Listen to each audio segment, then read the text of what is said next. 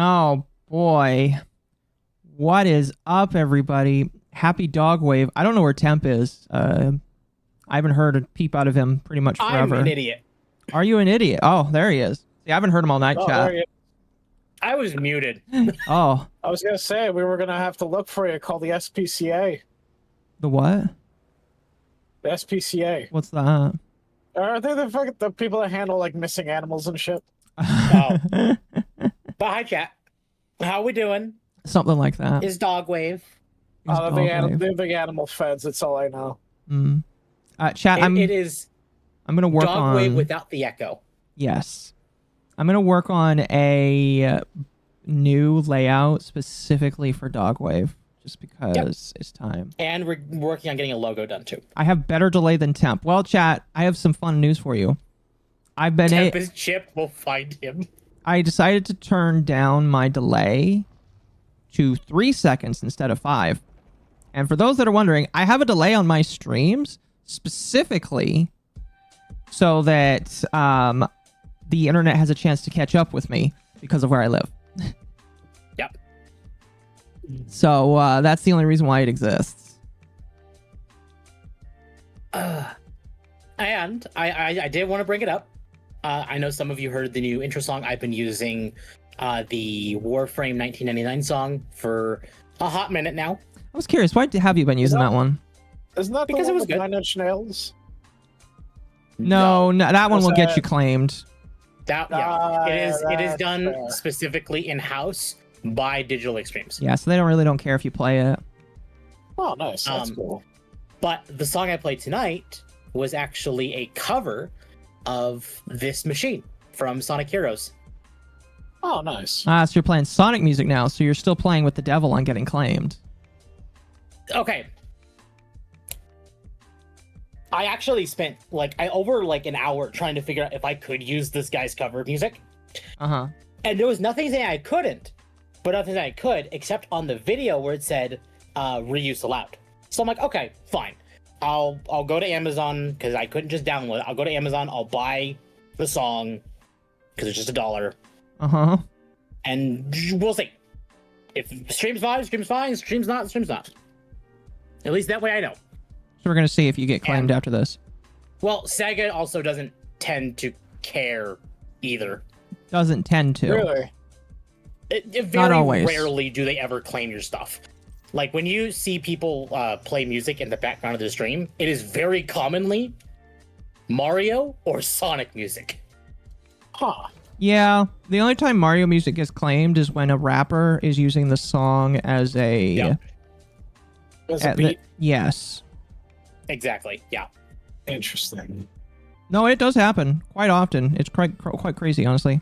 hmm Sonic is done far less, probably because I'm guessing that a lot of their music is actually outsourced.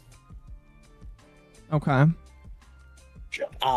Because the lead guitarist, I think his name is Jun Sonoy. Yeah, I love him. He's great. He's great. He does a lot of the music, for different bands for the franchise, just to kind of keep it the same feel there. Huh.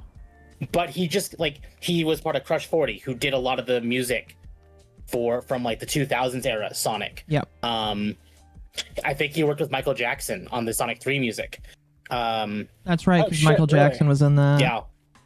And his music is just kind of all there. So when people mentioned someone's music in Sonic, it's always Jun Sonoy's. Yes, typically, yeah.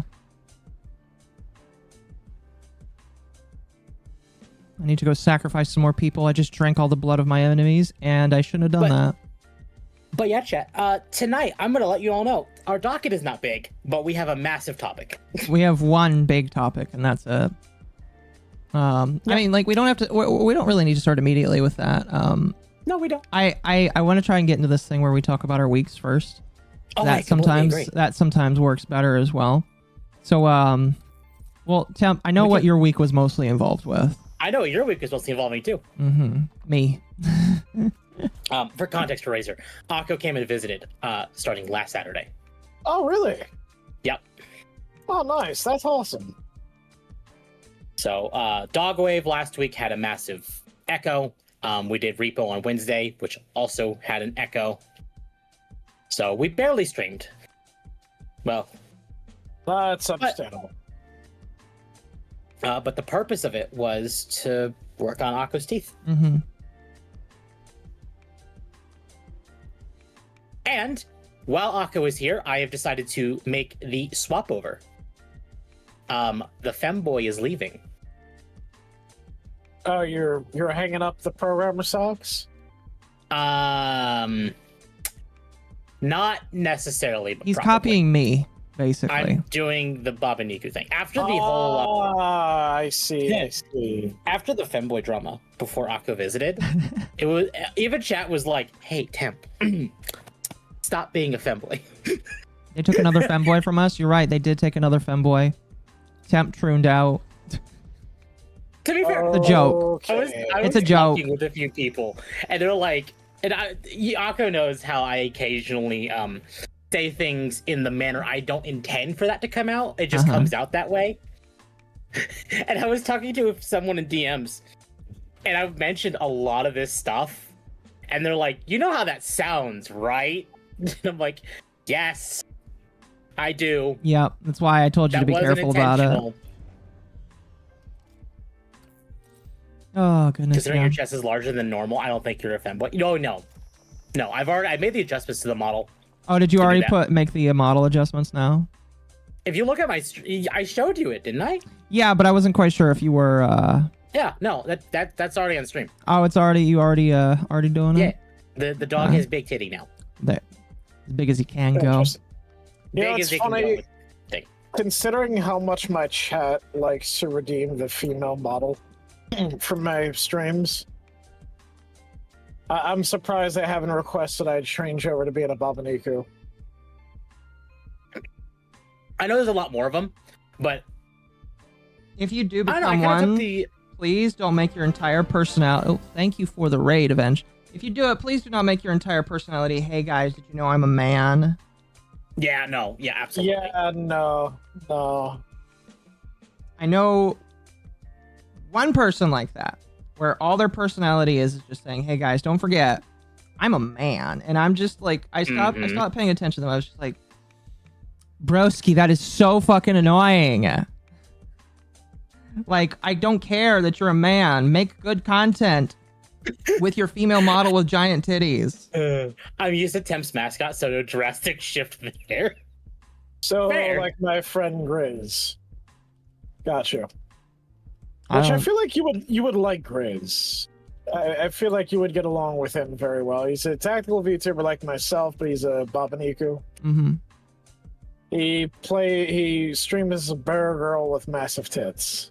Does he tell everybody all the time that he's a dude? No, Good. you can tell by his voice he's a dude. Yeah, I just get bored Oh, when yeah, that's all that people Akko. do. Hmm. Oh god, I fucking spoke too soon. They just redeemed the female model. Your link to my channel leads to an error 404. Chat, if you want to follow me, here's the links. And I actually want to make it really clear, chat.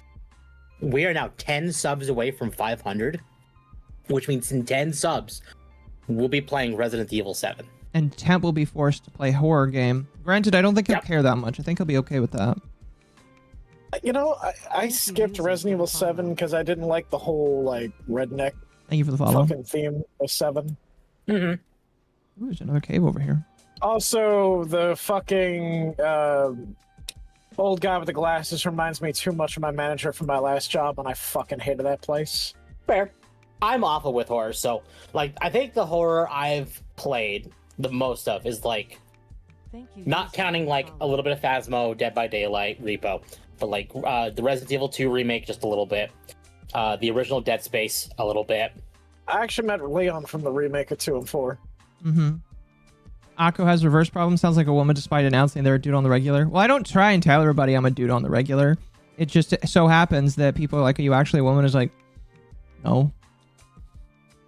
10 subs for Temp to experience the average Louisiana family. Yeah, true.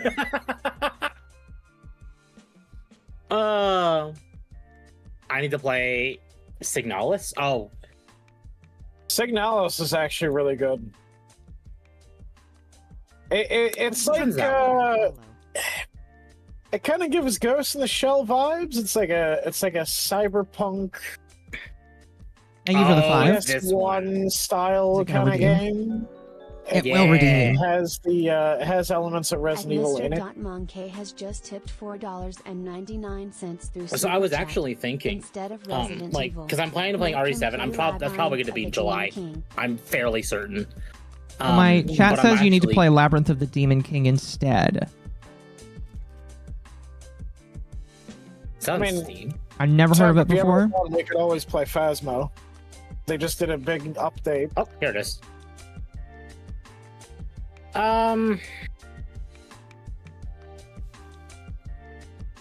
Mm, uh, Nah. well, I'm looking at Labyrinth of the Demon King. It is on Steam. Is it good? Oh, you're talking about It definitely looks like an old like PS2, like PS1, maybe PS2 game, Yeah. but it just came out last month. Do we know what Saba has decided to call her viewers? Not yet.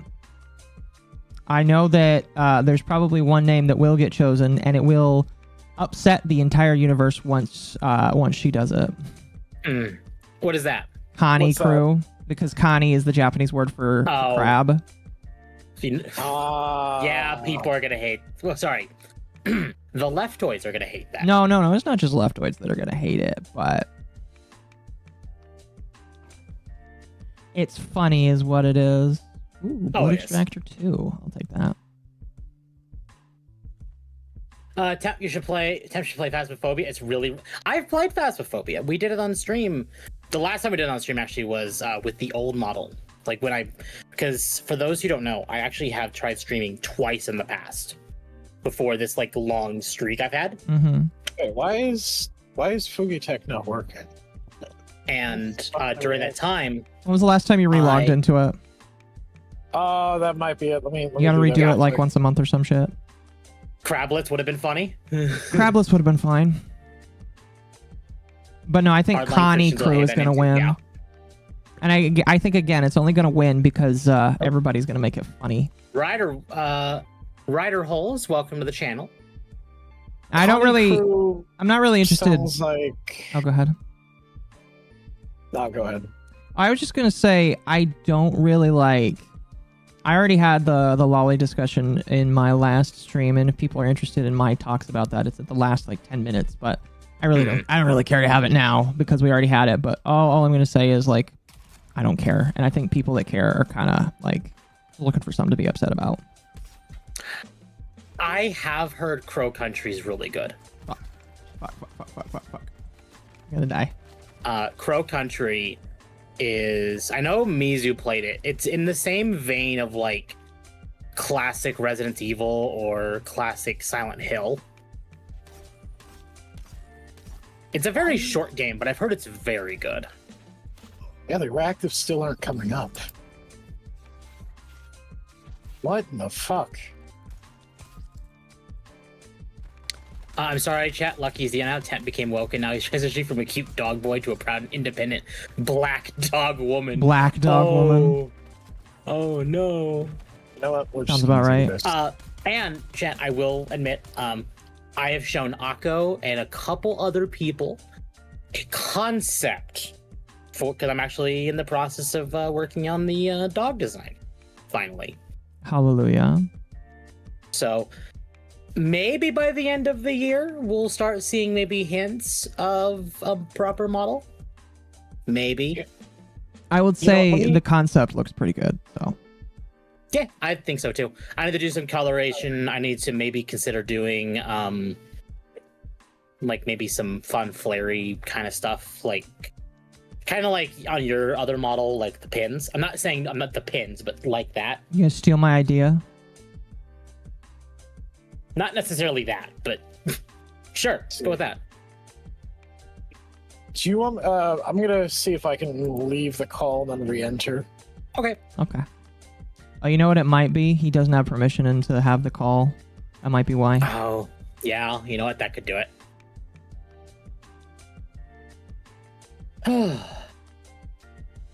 But yeah, chat. So we have some stuff. We do. We really, It's again, not a whole like you lot. said, we only have one. Yeah, it's like a lot of minor stuff, and then one big thing. And the big thing will take up the most of tonight. There we go. Mm-hmm. Let's see. You might not have access because you need to have the ability to enter this chat natively in order for it to work, I think. Oh, is that why? It might be. It might be. Well, then I'll just put a PNG up for the two of you. Do you want me to send you my stuff? If you'd like. Here. Yeah, that way just chat knows who's talking. As Ted was saying, we really have one thing tonight. Something that I wasn't expecting to really talk about quite so soon. But No, we're not. Yeah, we're not going to do that so soon. We can kind of briefly go over the other stuff first to get that out of the way, Mhm. and then go from there.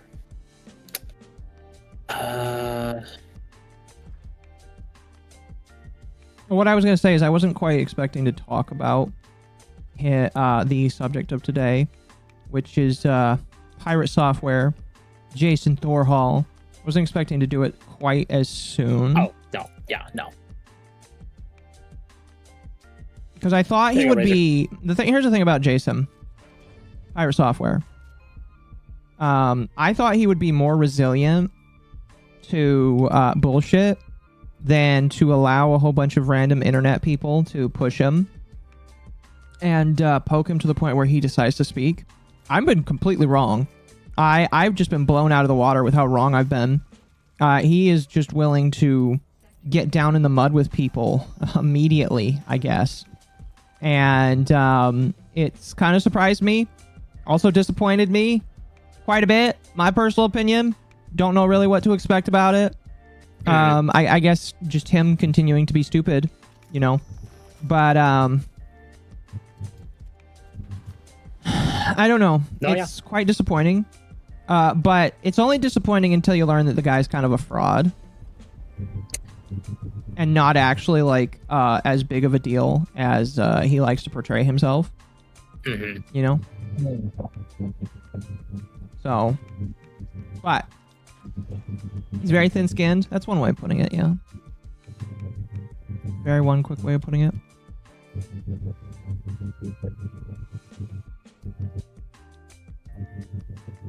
Signalis is Yuri, so I'm not going to like it. It would just irritate me while playing, knowing it is. Okay, I'm gonna maybe have a hot take. While I personally am not like, I'm very old school in my beliefs, but Yuri can be hot. Just in this case of it's hot. I mean, yeah. I have no objection to it. Like, do I morally agree with it? No. But do I enjoy it because it's hot? Yes. It's a very man thing to say. Yeah, and? You know, it's funny, I had to explain to my mom what a fujoshi is, and she's like, what's that? I said, it's basically the female equivalent of two guys going, oh yeah, when two lesbians kiss. Oh, yeah. Pretty much. Occo and ex-Blizzard dev is still a Blizzard dev. Oh, that's a super chat, sorry. Thank you for the 2 Canadian. You are right, but by the same token, I just feel like, I don't know, it gets very disappointing to see individuals who you would think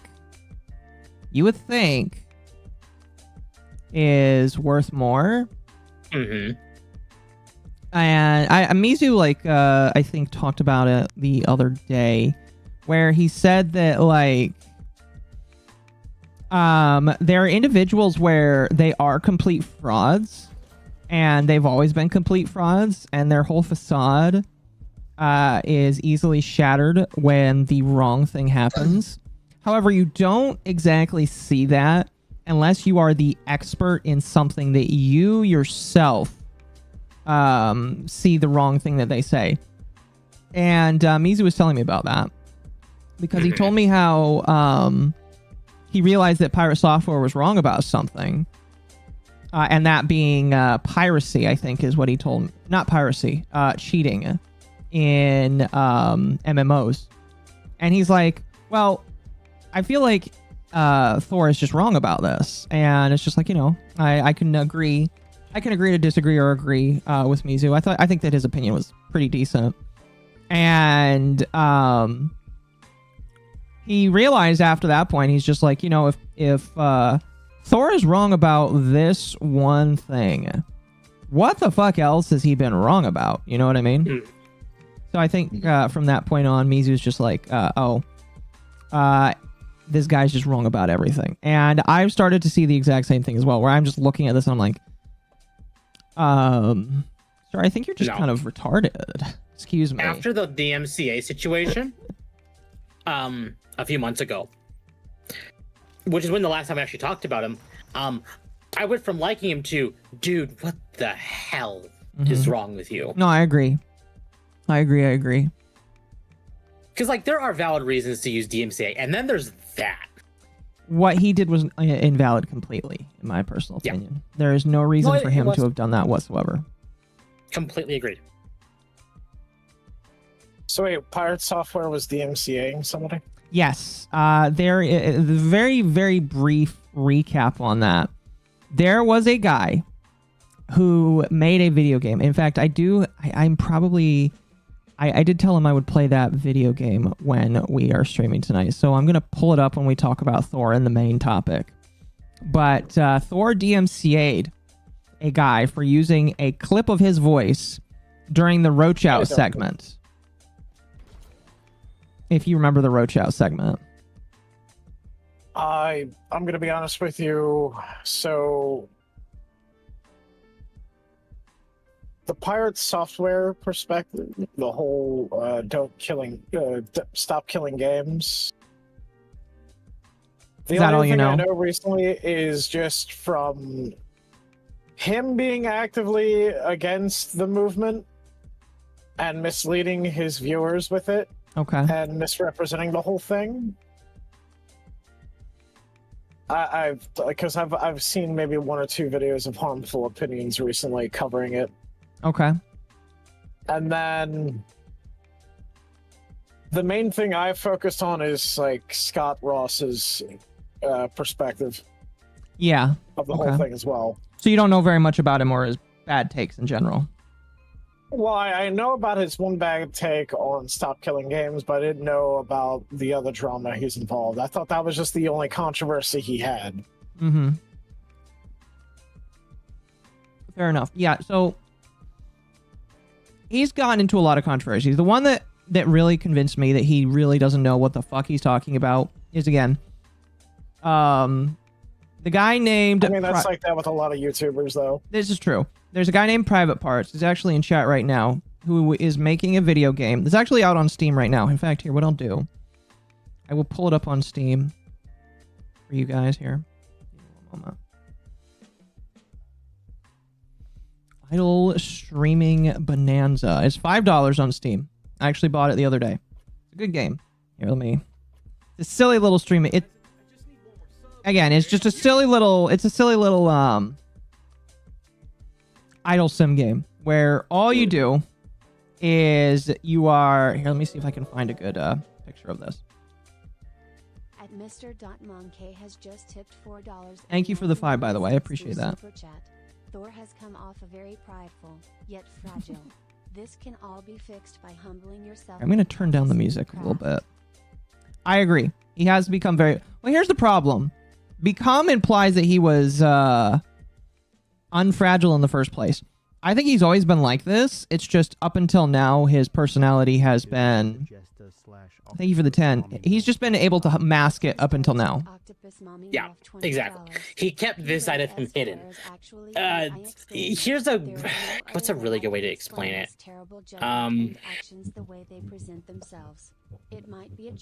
You know, I'm going to use the Emperor, like Star Wars, as a great example.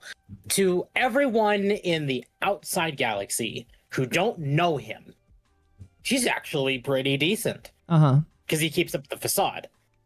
But when you start going behind the curtain, he's an absolute shitheel. Mm-hmm. I see. I can agree with that, yeah. I can agree with that. Here, give me one moment to finish kind of sharing this game on Which, Steam you here. know, fits politicians in general. So, this is Idle Streaming Bonanza. Again, it's a cute little $5 game. I don't know the entire story behind it, but I believe that the guy just decided to start doing silly little memes against other creators. There's a bunch of different creators you can do. One of them is XQC. I think another one is Pokimane. I think there's Tim the Tap Man and what's that? Oh god, Pokemon. Yeah, it's just a bunch of little memes, and it's just jokes about creators and some of their what is it called? Some of their silly moments on stream, you know. And in my personal opinion, it is extremely harmless because it's just like the best thing about a creator is for somebody to make fun of you. In my personal opinion, like I expect that if I ever get any form of notoriety that could even scratch the surface of these people, I know that people will make fun of me. And I'd say this is probably one of the best ways to be made fun of, in my personal opinion. I hope a song gets added. Well, you can ask the guy who's programming it. He's in chat right now, who he's thinking about adding. That'd be a funny one. But one of the ones he added, I don't know if he has a screenshot of it. Here it is. One of the ones he added was Pirate Software, but he didn't actually add Pirate Software. He added a cockroach with a wizard hat on. Okay, now I know about this. Yes. And he used a voice clip from Pirate Software. Pirate Software saw that. Now here's the thing. He didn't actually put it in the game. He put the voice clip in a dev build that was not released to the public. This is what's really important. It's not even in a public release of the game. Okay? Which means that the only way that you can like access it is if you are the developer yourself. And Jason should know that because he himself is a very illustrious game developer. But he saw this post on Reddit where the guy was showcasing this build, saying, "Hey, I put this in my build. I'm thinking about adding this to the game. What do you guys think?" And then Jason was like, "Oh, we're gonna DMCA strike this guy. That's illegal. You can't do that." And it's just like, okay, here's the thing. You can't do that. That's illegal. Because it wasn't even in a public release of the game that I believe at the time only had like a very brief demo. You couldn't even buy the whole game yet. Okay, so it was a very brief demo that was open to the public, and that wasn't even that didn't even include the whole thing in it. It just included like some of the other people that he had already added. And Pirate Software decided to DMCA something off of Steam that wasn't public yet, that didn't have a public release yet. And he did this because the guy he claimed to be his lawyer, because he claimed he's like, "Oh, I know a copyright attorney," or some shit like that. The guy he claimed to be his massive lawyer that he was going to use to sue the game dev into the dirt was actually like a solicitor from the UK. He wasn't even an American. Why the hell would you get a UK lawyer to handle a dispute with somebody in the US? Well, the funny thing is that the UK lawyer didn't even know what he was talking about. He was wrong. Because like Jason the entire time was just like, "Oh, we're gonna sue this guy. We're gonna take care of him because he's doing this incorrectly. He's breaking the law. He's going against my copyright, all that kind of shit." And it's just like, that's not what it was. It wasn't as whatsoever. It wasn't public. You had no way to access it. If I remember correctly, all it was a voice clip that was in a video on a product that had not even gone to Steam for a review. And so what ended up happening is because Jason DMCA'd his Steam page, the entire Steam page was completely like taken down. And it was, I believe, recently that he was able to get it to come back up, period. And so all this time, he's not able to put up this game or release this game. And it's only been like very recently that he's been like, "Oh, this has been released. I can finally upload." So it's really bad. Really, really, really bad. And it's out of all of the controversies that he's been in, That's the one that he will avoid like the plague, in my personal opinion. I have not seen him talk about it ever since the initial stream of it, because I think deep down, he knows in his heart of hearts that he fucked up royally, in my personal opinion, and that if he brings it up, people are going to like make fun of him for improperly DMCA, and in my opinion, breaking the law, DMCAing somebody when it wasn't something that was accessible to the public. It wasn't something that people could get their hands on. And it was fair use in my personal opinion to have it included in the way it was. But So Akko, I just got an interesting comment. Okay. Seth Masamune was a part of Thor's community since a year before the blowup. Things were a lot more chill when he had 300 to 400 viewers. Some of the current behavior he's been displaying is nothing new.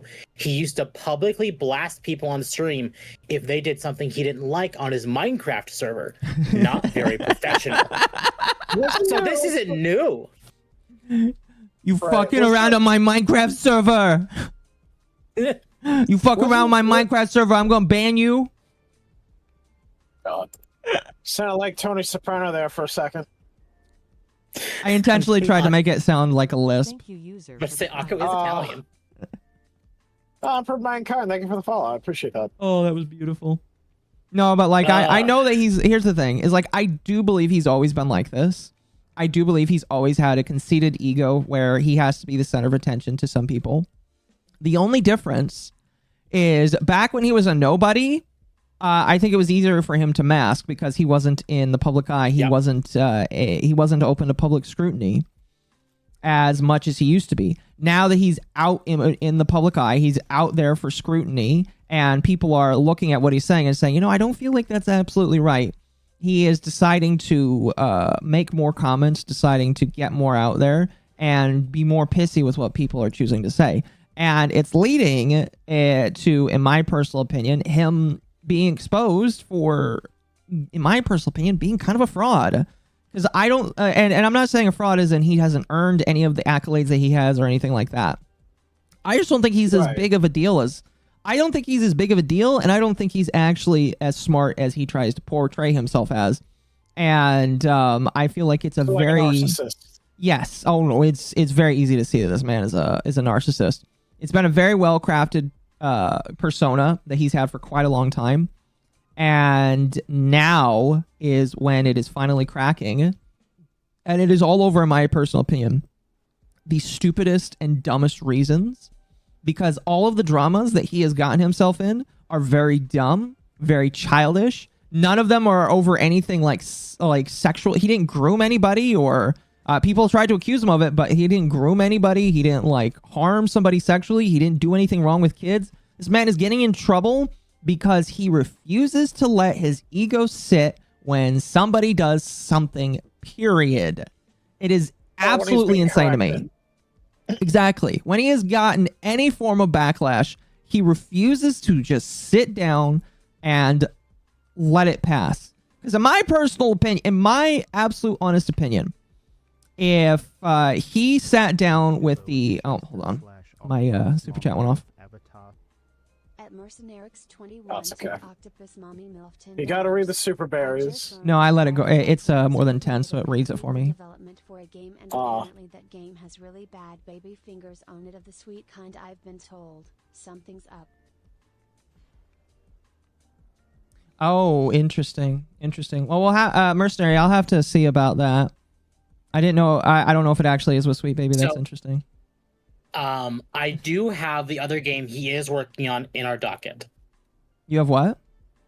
The other game he is working on in our docket. Pirate Software?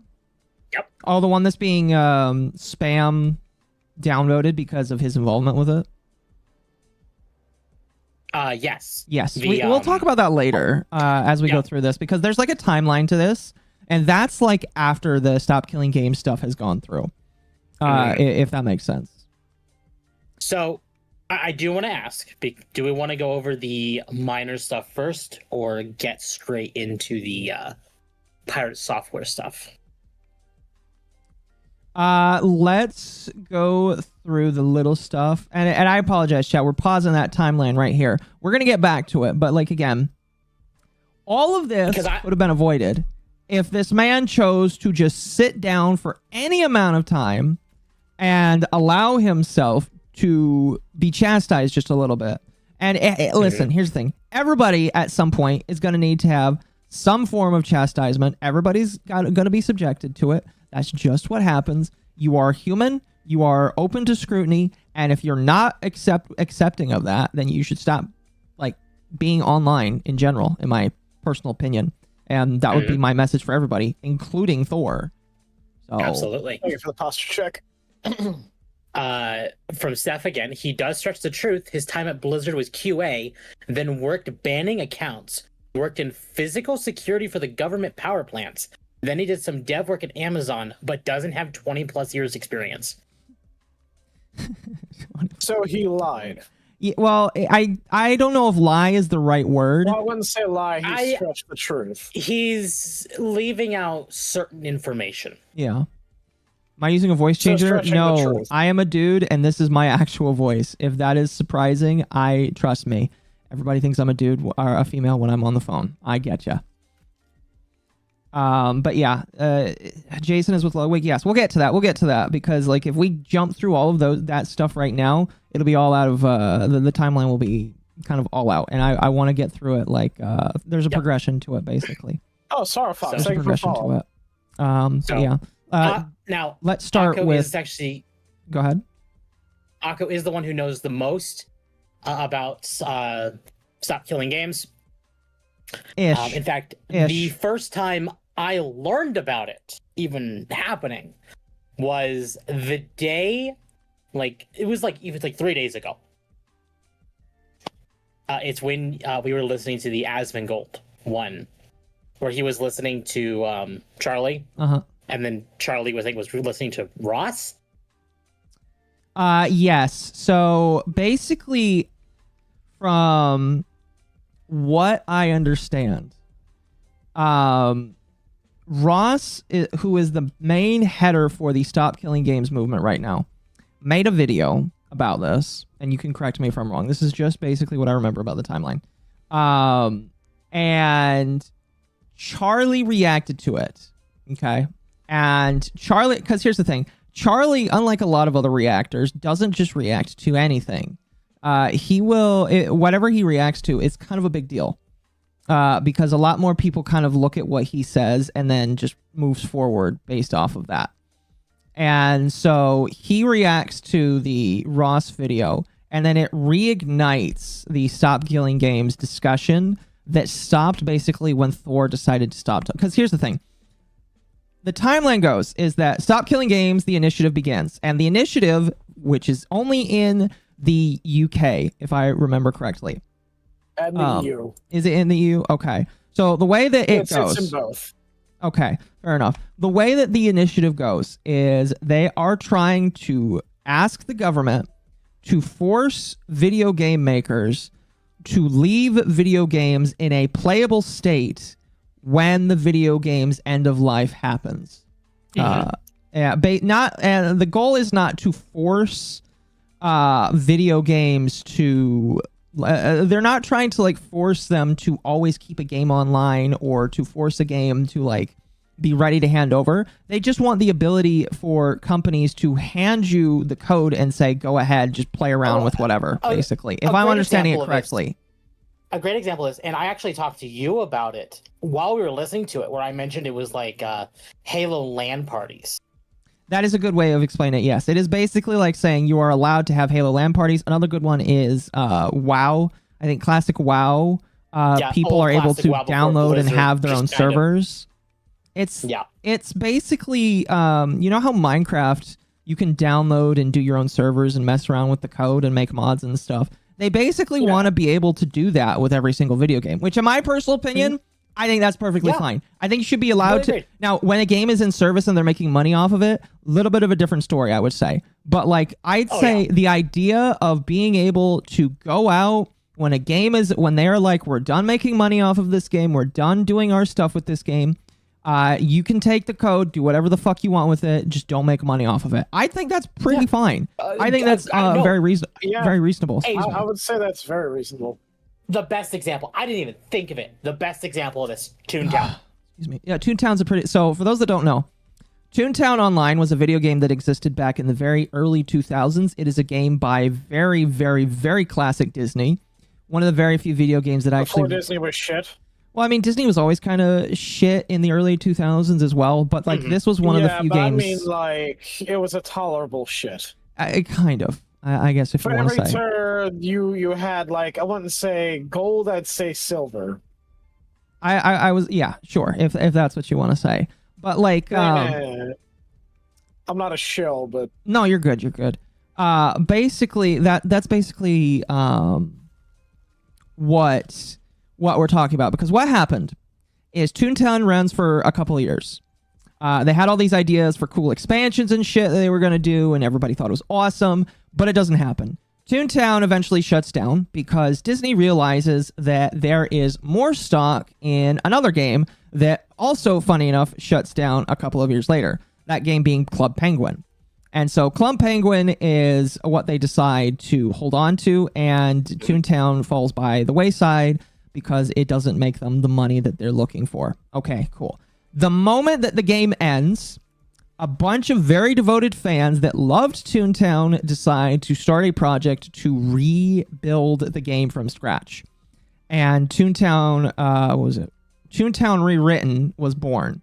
Toontown Rewritten, as far as I can surmise, is the exact same game as the original. However, now they have added a bunch of nice little life changes, like being able to rebind keys and being able to have connections to Discord, or being able to start parties using websites. It's very fun, very useful stuff, and it's a lot of stuff that I think a lot of people wish they had before. But they're also adding new content. Yeah, they're also adding new content. One of their biggest update patches... Oh, thank you for the 5. At Mercenarix21 discovered Mom has milkers and gave $5. Thank you for the 5. I hate to give credit to Dev, but he did point out a good example. Suicide Squad. Once everyone learned how bad it was, they decided to let it work off. You were saying? Oh, the chat was just bringing up Dev made a decent point with Suicide Squad. I don't know what his point was, so I can't really speak to that. But basically, Toontown Rewritten is basically what I think everybody wants, where they are able to take the code of the original game, do their own thing. They don't need to make money off of it, but... No, yeah. Excuse me. They're able to take the game and do whatever they want with it. And when you have a game that's at an end of life, I think that's perfectly okay. I think that's perfectly acceptable. And I don't understand why that is like something that is upsetting. Again, back then, Jason's biggest argument was, oh, if you force game devs to do this, maybe there'll be less MMOs and more single player games. And it's just like, okay. I don't think that'll necessarily happen, but okay. I'm fine with not always online video games. Yeah, I am too. But yeah, so that was like the old argument. The argument then gets reignited recently when Charlie decides to react to the Ross video, and that's kind of where things carry on today. Do we know what actually started Stop Killing Games? Because coincidentally, when people started hearing about it again, was right after Nintendo's bullshit. I don't remember. Well, I was going to say it was Ross that made the video, and that's probably why. It was definitely Ross. So here was the thing with Ross. So as someone who watches Ross on occasion, every now and then, especially with his show, Ross's Game Dungeon, which I highly recommend to check out, because there's some interesting games he covers on there. Uh-huh. Actually, some of the games I've played, I've discovered through him. Anyway, he did a review of a game called The Secret World. It was an MMO. Oh, yeah. And halfway through the review, the servers got fucking killed. Uh-huh. Yeah. So he couldn't finish it. And he said, we should make some type of initiative against this shit to just, allow third party, like fans, give it over to the fans, keep the game running, just don't do it for profit. Mm-hmm. Which I think was a fair fucking thing to ask for. It is extremely fair. If you want people to be happy with purchasing, because here's the thing, we're approaching the point where video games, I mean, like, it's kind of been the point for a while, but video games don't belong to people, unfortunately. You get the ability to access the video game for as long as the company chooses to give it to you.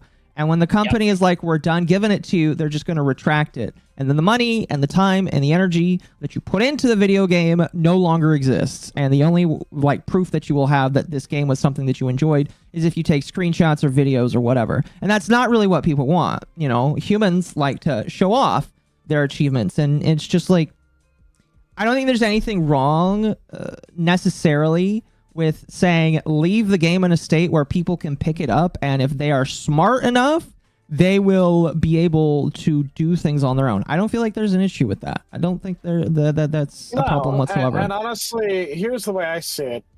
If you buy a product, you should be able to keep the fucking product. Like, the fact, if you're buying a product and then they fucking take it out of your library, that's fucking theft. And well, here's the thing too, is that Valve for so long there was like, hey, you know, this game's going away, but if you buy it now, it stays in your library forever. And they still say that occasionally. It's just now is down to, oh, will the developer remove it? A developer or publisher, either way, because it could be either or, in my personal opinion. Well, because a great example of this, of many years ago, Atari released Ghostbusters Sanctum of Slime, which that's a good game. Anyone remembers the Angry Joe reviews of that. Oh, it was a bad game? I thought it was good. No. I'm thinking of another one then. It's horrible. I have it. It's awful. Am I thinking of the other one, the other Ghostbusting game that was actually really good? Yeah, you're probably thinking of that one. Yeah, the over-the-shoulder one? The over-the-shoulder one, yes. That one was fucking fantastic. Fantastic. The idea of Sanctum of Slime was like, what if Ghostbusters, but like Diablo or Magica? Yeah, I loved that one. In concept, it's actually a good idea. Speaking of which, it's just the execution was awful. A side note. The execution was bad. It was just a really bad, like, top-down shooter. Side note, Temp, are we able to put that Ghostbusters game on emulator? It's on Steam. Is it on Steam? Oh, never mind. I'll just buy it. If it's on Steam, I'll just buy it then. Never mind. It's on. Never mind. Hey, if you're all gonna do a stream, if you want someone to help you with that game, I'll fucking suffer through it with you and make fun of it. In fact, it's $8 right now. Okay. You know what? I might own it. I don't know. It's a good game. I know you have it on Epic. Oh, if I have it on Epic, never mind then. So fun fact, chat. I've been. I might buy it on Steam though. If you only tune in on Sundays, I recently, when I went to Temp's house for my vacation, I begged him to get working on ROMs so that I could use my Steam Deck for something other than just occasionally playing Balatro when I went out.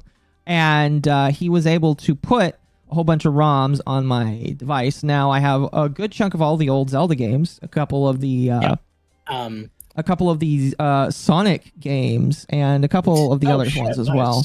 I also have the original Simpsons Hit and Run on there, which I haven't been able to play for about 20 years. So I was very happy to get that on there. And I also got the Sonic Unleashed decompiled. Yes. On your Steam Deck. So I've been able to play games that I have been missing forever. I played Wind Waker for the first time in a long time the other day.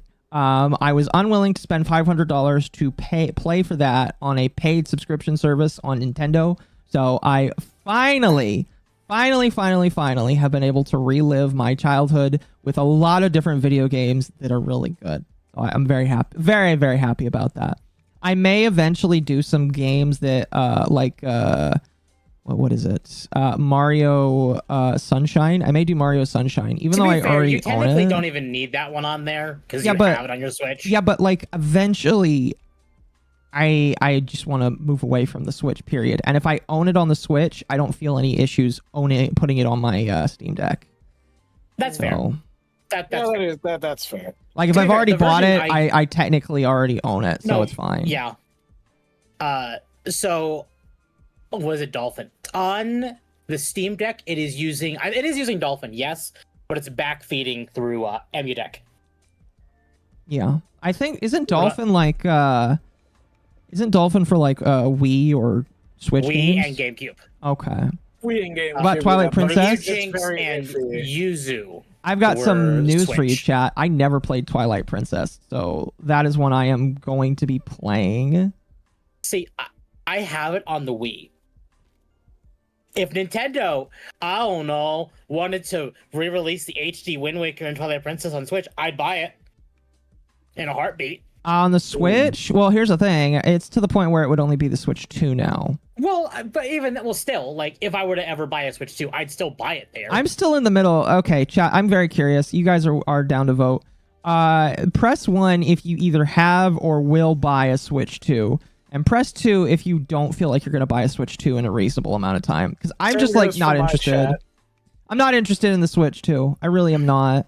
Like right now, no. Like, because here's the thing. When I came home from my mission, that's when I bought the Switch. And that was like a year after it came out. So I'm going to wait at least a year. Yep. At least a year before I decide to invest in the Switch. And it's not even just money for me. I don't think I'm going to touch it at all. Yeah, and like for me, it's not even just money. It's more just due to the fact it's just like there's nothing interesting on it right now, and my Steam Deck does a lot more for me. I'm sorry. I'm gonna probably buy it, but I'm going to wait. A lot of twos. Mostly because like there are some games in there I do want. I think it is a solid system still. The problem is that it has the same problem as the PS5 now, where there's no games. Like yes, it has Mario Kart, but I'm sorry. As good as a game as Mario Kart is as a launch title, I like it with Fall Girl. It's sure. It's especially after the recent update it got. It's not doing great. What isn't? Oh, did you not hear about the recent update Mario Kart got? We talked about it last night on Flashcast, if I remember correctly. How they So they did an update. So people were actually choosing random. Like they would have the choice of 3 maps. In multiplayer, so you vote between them and that was it. People were choosing random because random actually had a higher percentage chance to get maps that were 3 laps. Because people were begging Nintendo, hey, we want more maps that are less drive until we get to destination, do 1 large lap, and that's it. They wanted the classic Mario Kart 3 lap stages. Yep. So Nintendo's response was, okay, you want more of those? They turned down the percentage chance of getting a 3-lap map down to such a low percentage chance that you basically never see them anymore. Really? Yes. They are actively forcing their players into the new maps and not any of the old returning ones. Why? Wait, because they want people to play the new maps and not the old ones. It's okay, but like if people don't wait, what game is this? Mario Kart. The new Mario Kart title. Are you fucking serious? No. What? Oh, yeah. We're serious, yeah. People were actively begging Nintendo to have more 3-lap tracks within the voting process. Because they weren't getting that, they were playing random maps, like with the random option. Nintendo saw that and went, okay, and turned down that percentage chance. What? So you get them even less than you did before. Oh, fuck Nintendo, man. Yeah, it's... First off, you won't catch me dead with a fucking Switch, because I'm going to be honest with you. Trust Nintendo? I don't trust Nintendo, I'm sorry. Well, I'm sorry, like, I don't. That's why I was saying, like, when I buy a Switch 2, it's not going to be for a Nintendo game. It's going to be for that new FromSoft game. Look, I'm going to be real. I enjoy Fire Emblem. At least I enjoy the newer ones. Yeah, you can... I mean... But I respect the old ones for what they are. I know there are a lot of... Shiroi is a fucking rabid Fire Emblem fan, and she gives me shit all the time. Well, she's a girl. That makes sense. My first game in the series was Awakening. And she shits on me regularly for enjoying Awakening. But you know what? I fucking enjoy it. To be fair, my first game was 3 hours, and I'm still not done with it. I'm not going to shit on the older shit, though. I mean... You know, I'm not going to shit on what came before. It's just, I can't get into the older ones. What does Switch 2 do this time? Besides the Mario Kart thing, nothing. Pretty much. So, we have a lot of stuff to go through, so we're going to kind of rapid fire the topics. We should have done this a while ago. No. We're good. About the Stop Killing Games initiative. So... Oh boy. What? Something broke. It's fine. What'd you do? Everything. Nope, it's fine. It's OBS not liking something. It's fine. I didn't have time to set up my React page for this. It's fine. Okay. Anyway, so this is from Genki Japan. Square Enix reportedly say they are aware of Expedition 33 and that they value turn-based RPGs. Oh yeah, they were like, fuck. I guess we actually have to make turn-based video games now. At the Square Enix shareholders meeting, one investor said they would like the new Dragon Quest and Final Fantasy games to be turn-based and highlighted Expedition 33's success as an example. Square Enix responded that they are aware of 33 and believe that command-based RPGs are the origin of Square Enix. They value the genre of command-based RPGs and plan to continue delivering such games in the future. Now, I would like people to remember is that Square actually does a lot of turn-based RPGs still. It's just they don't do it for Final Fantasy. No. They do it for other IPs. Yeah. They just don't think it's interesting enough? Yeah. Like Dragon Quest has, like, the main lines have always been turn-based. Yeah. So, Chip, I'm sorry, I just have to respond to this real quick. So, Chip, right now the petition is mainly for Europe and UK, and I know a lot of my people are mainly Americans, so I'd post the link for the petition, but currently right now it is only for the EU. You can try to sign it. I don't think it'll let you, though. It'd be funny if it could. You can still sign it even if you're No, American? I'm saying I don't know if you can. It would be funny if you could, though. Oh, yeah, that would be. Sorry, I see a comment from Akko. Lamau, they are just scarily now that 14 is dying. 14 is not dying. No, 14... Well, here's the thing. 14 is in the same spot that it was back when they... In Stormblood. Yeah, it was back when in Stormblood. They lost a lot of players because the story was subpar, which means that they gotta pick up the pace for the next game. And if they don't pick up the pace for the next game, then we could probably talk, but I don't think it's dying. The CEO has already acknowledged the game is having problems, and he has highlighted that Yoshi P is actively working on it, plus other things that he knows will help Yoshi P and his team be able to make 14 better already. Make 14 better again? Is an active 14 player. He does not want this game to die. He actively tells Yoshi P to leave him out of it because he doesn't want to know spoilers. Yeah. Oh, really? Yes. Like, that's interesting. During FanFest, which is the Final Fantasy 14 specific convention where they do all their announcements, like major, big, like expansion announcements. This was about around when the new CEO came in because the old one stepped down, and he basically said on stage to Yoshi P saying, "Hey, I trust what you're doing. Do it. You have my approval. Don't tell me. I don't want to be spoiled. Go nuts." Really quickly, Galileo, that's not an actual sponsorship code. That'd be funny, but I'm not actually sponsored by NordVPN. I'd be okay with that, though. I have no sponsors currently. I might actually hit up the T guy. I think he accepts anybody, so... Oh, really? I think so. So, yeah, 14 is not going anywhere. 14 is not in danger. 14 is having problems, but you know what? Always online, live service games and MMOs always have their stinkers. And you know how long it's been since 14 had a stinker? Stormblood, which was pre-2020. In fact, that was like 2017. So, you know what? I'm willing to give Square the benefit of the doubt because it's been almost 10 years since the last time they royally fucked up. Should be sponsored by Raid one day. I'd be okay with that, but...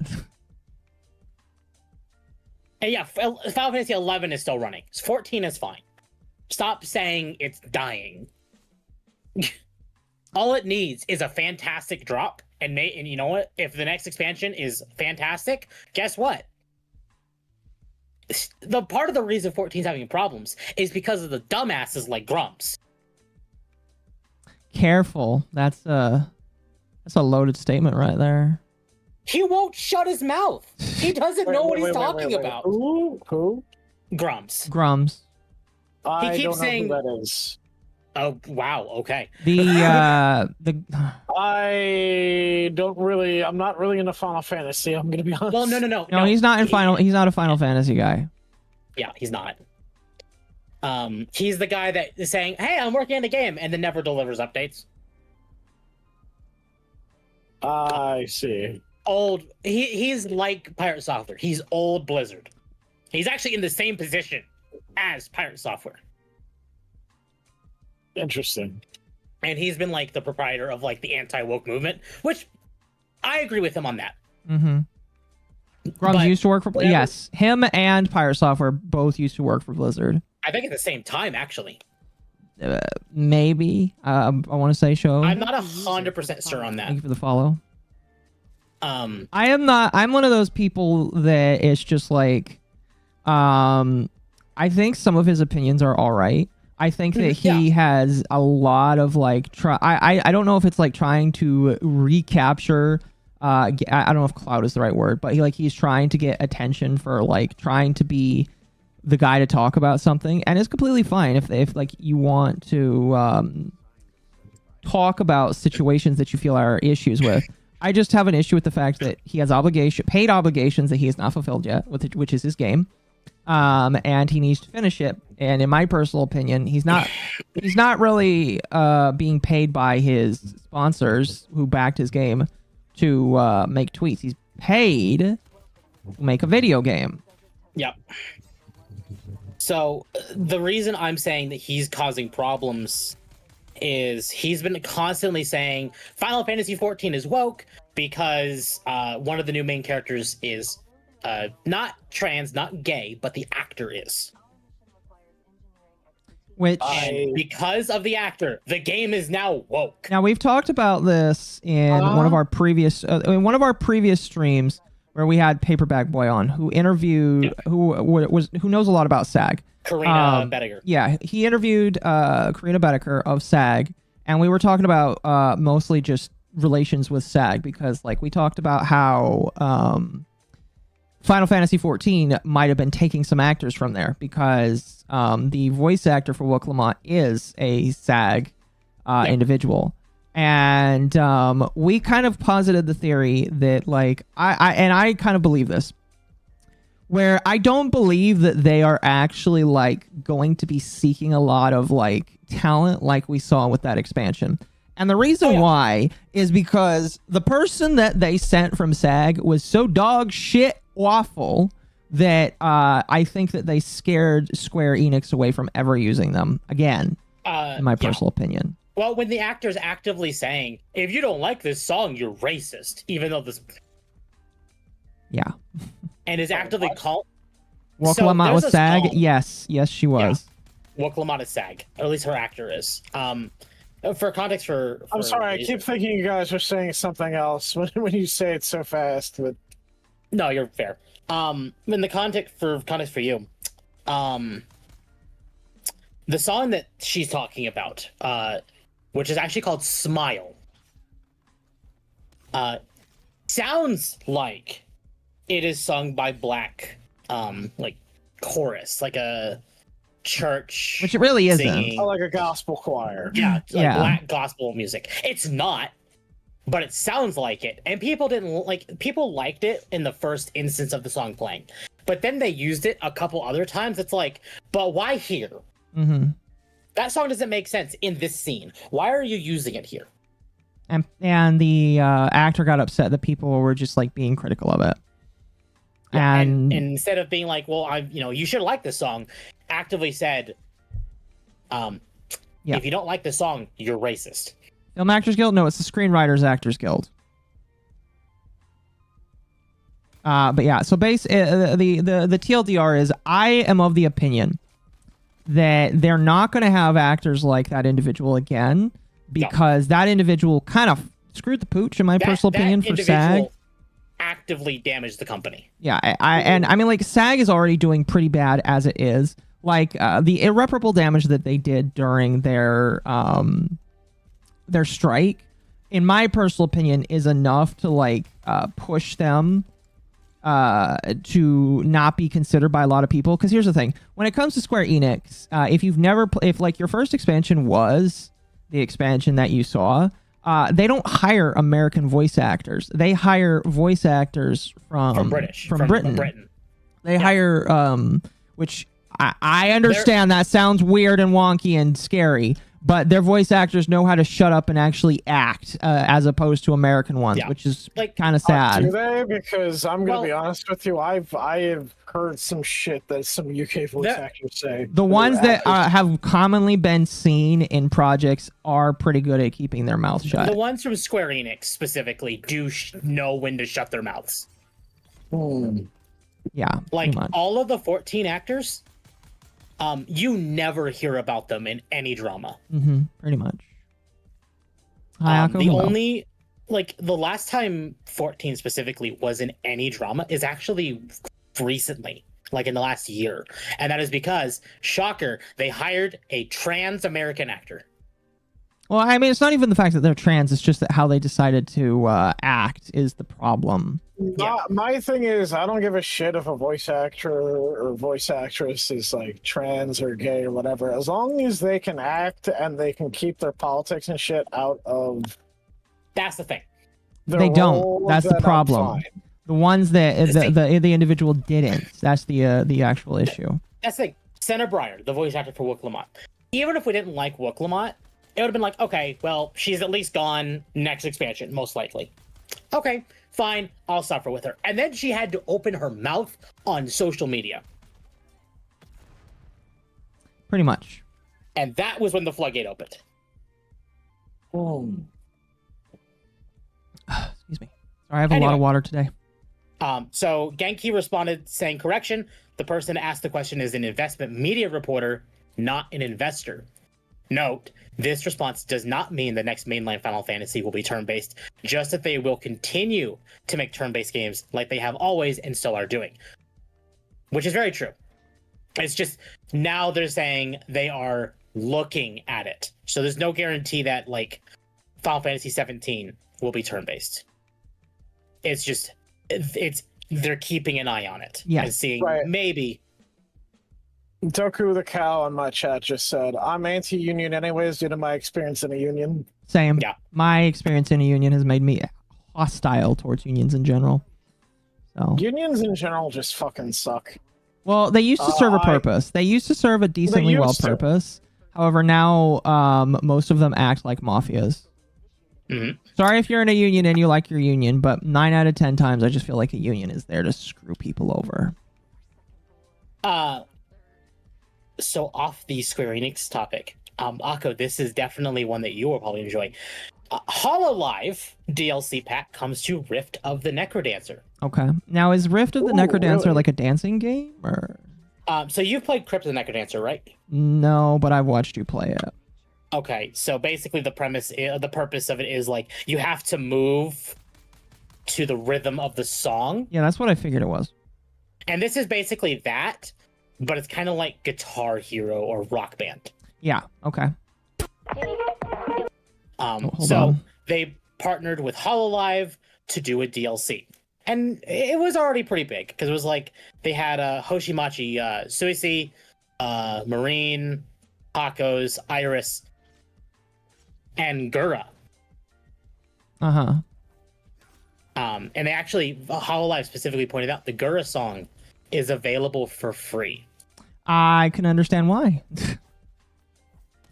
So this was actually the last time Gura was seen as Gura. Right. So the DLC is free, what, just because she's no longer a talent for the company? Yes. Well, okay, so the actual pack, I believe, let me check Steam, because it's out now. What the fuck, Discord? The game is actually $16 on sale right now. The HoloLive music pack. Oh, it's individual songs. That's like $2 a piece. It's just the song for Gura is free. $2 a song. Yeah, that's gotta add up, though. Yeah, it does. How many songs are there? For HoloLive, 4 songs. 5 songs, sorry. Oh yeah, Bomb Tree. Can we get a shout out for Bomb Tree chat or mod? I can show that off while I'm just chilling. There we go. Now people can see it. So, That was for Bot Bricks, not Bomb Tree. so I don't know. I just thought that was cool. It is pretty 'cause, decent, like, yeah. the Saba thing, so seeing Gura pop up again here is neat. Yeah. Cool. Imagine Square copies Nintendo and starts suing Expedition 33 just not to have any competition. It's too late for that. No, if they do that, they're going to be really stupid.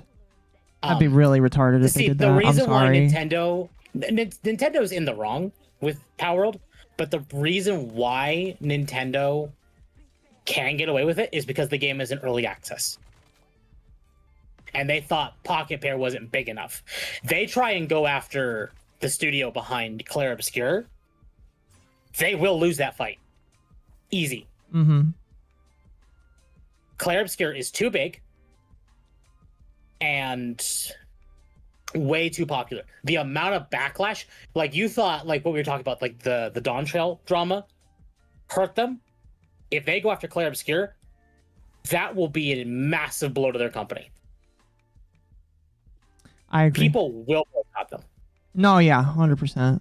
I don't think they would. I don't think they're that petty, in my personal opinion. No, Square is stupid, not Nintendo stupid. They're not Nintendo stupid. Yeah, they know when to be chill. Special stupid.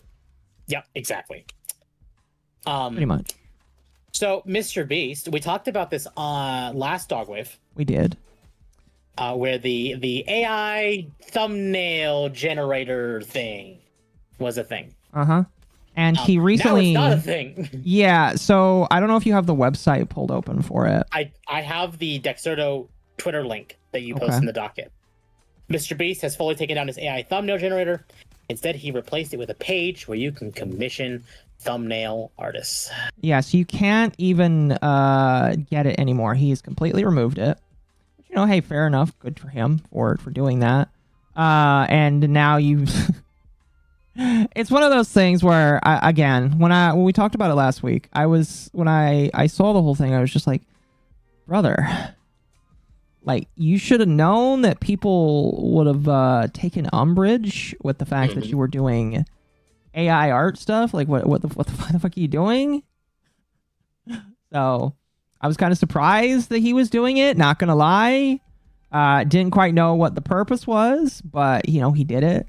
I didn't think he would fold so quickly. To be fair, that was a lot of backlash. It Hey, was. Fred, how you doing? It was funny, is what it was. This happened while you were here. What? Toei Animation.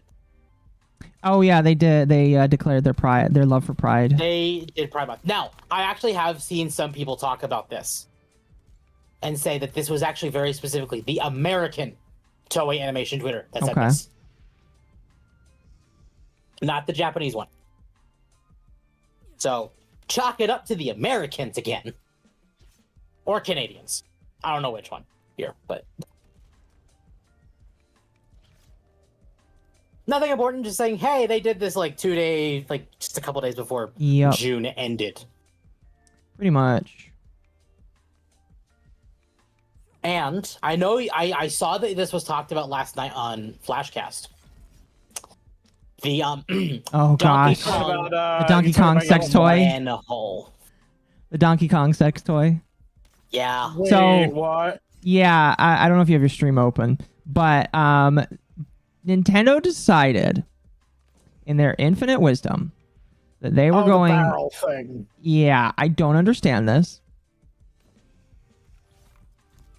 Yeah, I don't either. Oh yeah, that does look like a flashlight. Yeah. To be fair, Nintendo hasn't been smart because they released a Vaporeon plushie, and then they released a Gardevoir plushie. Yeah, I remember So, that. I'm sorry, what? Yeah. They released a proper Banana hole. proper-sized No, Vaporeon chat. plushie. No, chat. then- No. They released a life-size Gardevoir plushie. those weren't used for other things. I remember that. So now we have the Donkey Kong sex toy. My question is, what the fuck is it used for? It's a pillow that Based you on the put your size of arm. that Okay, hole, you put your hand in it. chat. Who is going to use it for that? I am asking you right now. Who the fuck is going to use it for that specific purpose? All right. You guys know about Vaporeon? Kirsha got one? Oh no! She got one of the oh no.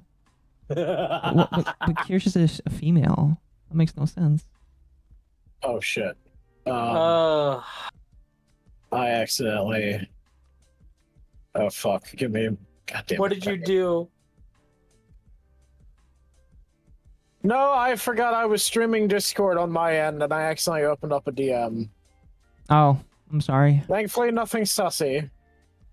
That is good. She got an Umbreon. Okay, that's fair.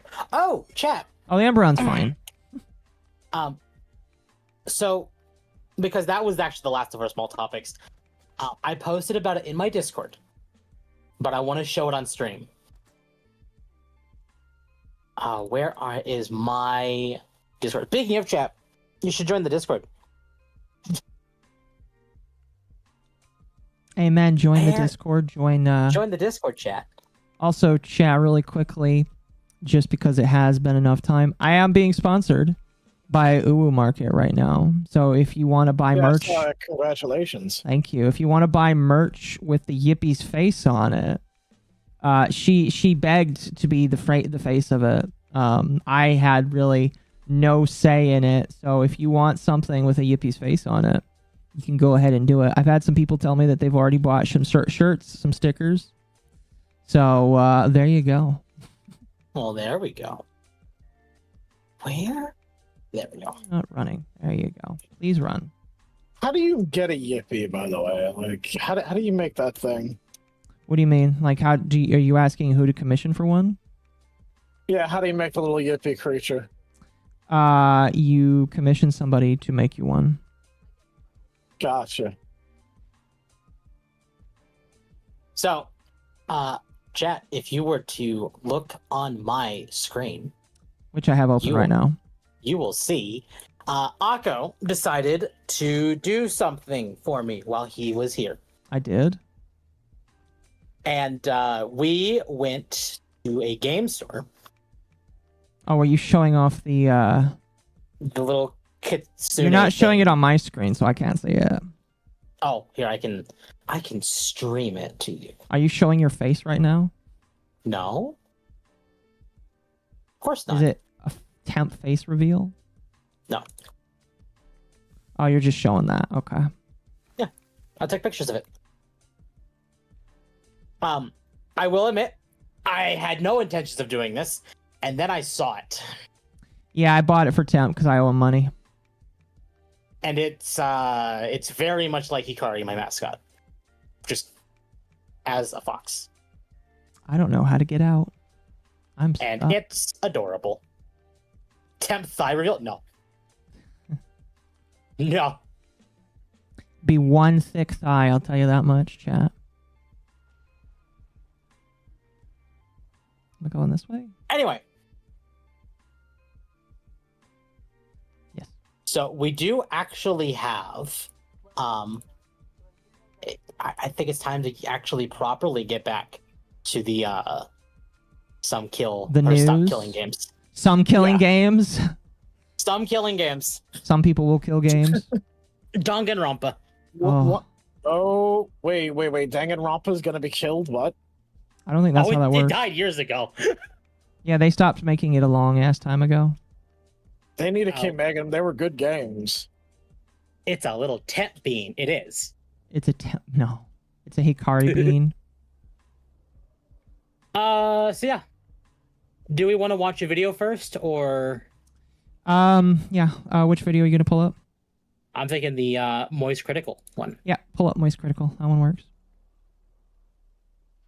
Here, I'm gonna move this to a different screen You know what this is right here? so I can do other things while we're watching this. I am streaming your stream for What you're saying is don't show any porn on it. Understood. pretty much, yes. Yes, please don't do that. All right, let me pull up someone right here. Tough guy. Whoa. Lucky? You know what? Yeah, that's right. Based off of Spare how he's moving fingers. his hands, I am kind of concerned right now. So Temp might be. Yeah, baby, I'm coming. And here we go. All right. Thanks so much for covering SKG, Akko. You're welcome. I like talking about Thor when he's being stupid, and this is a good example of it. This is peak stupidity for Pirate Software. It is, in my personal opinion, the best way to showcase that he is a fraud, and he really doesn't know what he's talking about. Okay. So, are you two ready? Mm-hmm. Yes. When you're ready, when you want to talk, you just let me know and I'll pause it. Of course. As always. Do you know why? Because it's been about 30 hours since I last slept, and I've done 3 different intros, all of which crash and burned, and I am off my gourd, so now I'm going wacko mode.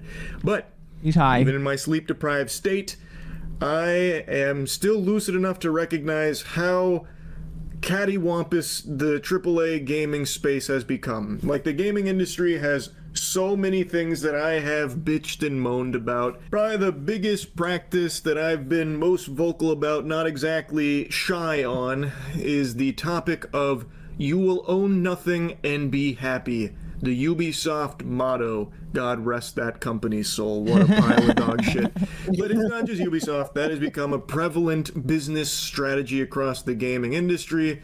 You will own nothing. You will be happy. You're basically... You come away with the idea of ownership of whatever games you purchase. I've worn this topic out more than a fleshlight in a frat house, but it is something I'm very passionate about. That's The good. gaming I love industry is getting Charlie. away with more and more garbage where they'll take a shit in your mouth and you're expected to thank them for adding some flavor to your taste buds. It's terrible. And there is an initiative that has been aiming to fight back against a lot of these practices that I think really need some big overhaul. And it's an initiative that I think a lot of you are probably very familiar with. It's called Stop Killing Games. And I've followed it since its inception. I've talked about it on stream quite a few times, though this is my first video going over it. And I regret that now because I see it wasn't going as well as I thought it was. Admittedly, I didn't follow how successful the initiative was, only that it was aiming to do good for consumers, and that it was taking proper steps legally to get there, and it was going through all of the right channels. And now today I watched a video from the guy that's spearheading this. His name is Ross. He posted a video called The End of Stop Killing Games, where he's giving an update on where everything's at and how it's kind of at the finish line here with a lot of failure to show for it, with only a few other chances to fight back. One thing I suggest is after we're done, Ross did make a video where he gives updates on the Stop Killing Games. It's like an hour long. However, the first 10 minutes are really the most important because he answers questions about the movement, like as of right now. So that is something we should also bring up because he did make a video follow up to this, basically. All right, can you put that in the docket? Yeah, I can't remember that guy's channel name. Hold on a moment. Can you back up for like 2 seconds so that he shows it? What's the guy's name? Accursed Farms. Accursed Farms. Thank you. I fucking love. All right, continue. Well, so you make such good content. So for anyone new coming in, by the way, we are actually covering the Stop Killing Games now, and this will very likely be the rest of the stream. So yes, remember to like the stream, chat. Like the stream and subscribe to the channel. Very much appreciated. Give me and all my co-hosts here some attention tonight. Yeah, definitely follow Akko and Temp if you have not already on my end. And chat, as a reminder, we are 10 subs away from playing Resident Evil 7 and hitting 500 subs. So if you could sub to the channel, that would greatly appreciate it. I would greatly appreciate it, and I thank you for the support. All right.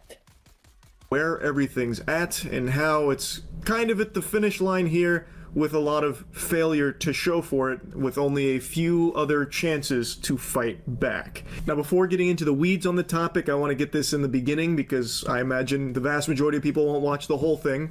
I'm putting a link to the full video on Stop Killing Games, as well as a link to where you'd go to help support the Stop Killing Games initiative, because there's only a little bit of time left for the most important parts of it now that it's at the end.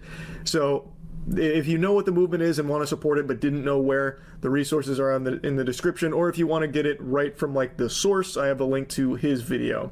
But I want to go into it myself here because it is a topic that I do feel very strong. Can I recommend a video better? I think SKG's Goals Methods. It's from the YouTube channel Christopher Farms. So we are going to be watching that. Yes.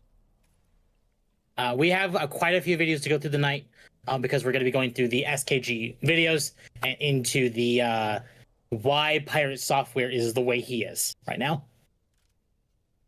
But a lot of this is going to lead from Stop Killing Games into Pirate Software. Fuck. Yep. About. But for those that don't know anything about Stop Killing Games, I'm going to let him explain it in his own words, so that way you can get an actual, correct, informed explanation of what the initiative is. And the reason I say it like that, kind of like fucking all, pinky out, snooty, is because a lot of people don't even really know what this is because of people like Pirate Software completely misrepresenting what that is the like initiative such was. a burn right in the beginning. Stop Killing Games is a consumer movement to stop publishers from effectively destroying video games they have already sold to customers. I'll pause right there. The simplest, bare bones, birthday suit, butt-ass naked explanation for what this is. Stop destroying things that people have paid money to own. I think that is a very understandable, very reasonable take. Very agreeable. Now I want to quickly jump to a different spot in this video because I think it's important to have this in the beginning because it's something a lot of people have heard that comes from someone that is just wrong about it. It's the Pirate Software portion. Ross is addressing the video Pirate Software made many months ago. Ross even says that he didn't plan on doing that because he didn't want to be seen as using this for drama farming, because it would start to make the movement look less of like a legitimate initiative and more of just like drama slop content type thing. But he finally starts talking about Pirate Software here because it's at the end of the life cycle of this initiative and it's not looking promising, so he's willing to do anything to try and set the record straight and hopefully start getting more momentum back to the movement, because the damage Pirate Software did to it through his video was substantial. This video came out right as we were building momentum. Then, except for one boost in Germany, the signatures started drying up like clockwork. That is incredibly sad, by the way. Understand what Stop Killing Games is. Here it is in his words. So for those who don't understand, the Stop Killing Games initiatives is basically, we don't want single-player games to have DRM that the developers can turn off and thus render the single-player games inactive anymore. This is what they want to change. So pause real quickly. They need to be specific that they're talking. Do you want to know what's funny? His game, Heartbound, runs off of a DRM. Yes, that I have a lot about that in our docket. Yeah. That gets his game runs off of a DRM. His game is his single-player video game is off of a DRM. So he actually denied it, which, no, not surprising he denied it. Because he responded to a review on Steam about it. He then banned the person. I don't know if he blocked them on Twitter or if he banned them from the community page on Steam for Heartbound. But people were talking about it on Twitter, and he community noted it.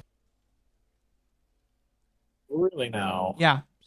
So he is incredibly butthurt by people finding out there is a DRM in his game. There is. And that is actually how you save progress, because it goes through his achievements. His achievements is how you save progress. It's really...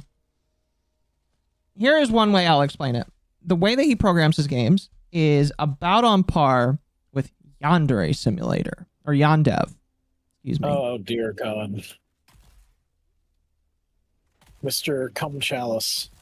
Oh, I have a lot worse things I could think about him, but yes, basically. You can go ahead. Wasn't the first game he made Heartbound? I think so. I think he probably worked on a couple other games. Don't know to what capacity. But Heartbound, I believe, is his first project. Apologies. I went to get a water while you were talking. Lovely. Give it one moment. Super Chat just came out. $5 for more hats. Pirate Software's DRM is even worse than normal. It doesn't allow you to replay the game. It's thoughtless. What? It's so clever. So allegedly, Pirate Software's DRM doesn't let you replay a game. How the fuck does that work? This man doesn't know anything about programming, and yet he wants to say that this movement is dumb?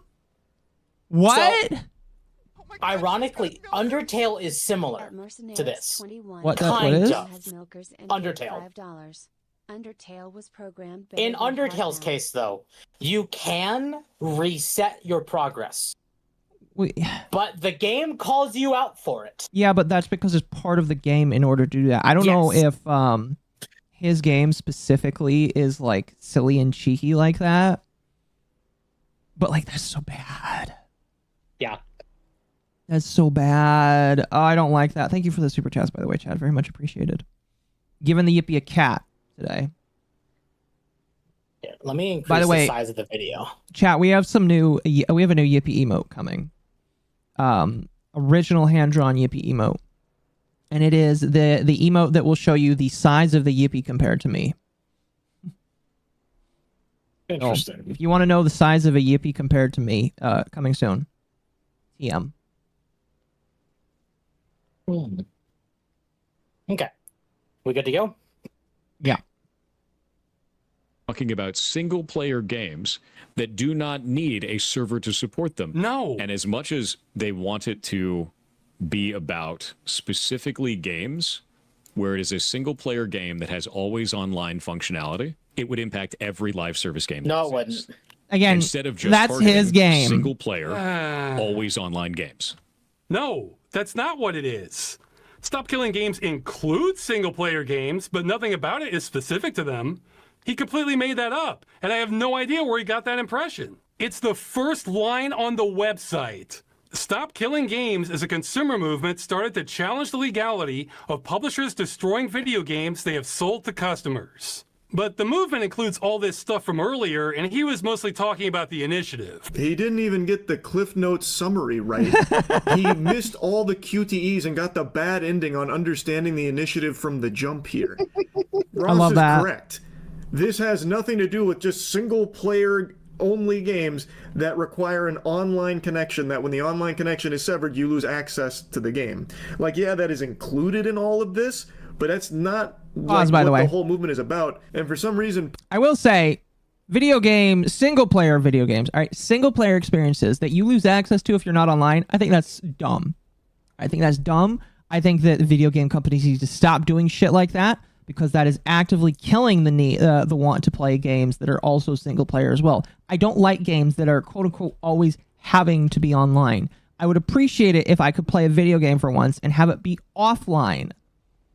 I know I'm playing a video game that is technically multiplayer, but I'll be honest, I would enjoy doing more if it was just single player. But that's just me. Regardless of the fact that video games these days are being more and more pushed, even as single-player experiences, to only be online, pisses the fuck of me out. I hate it so much. I fucking hate it. So, I don't know what the push is to get video games to always be online, but are we not remembering that there are people that can't afford to always be on the internet? I hate it. Like, we are right now in a very shitty economy.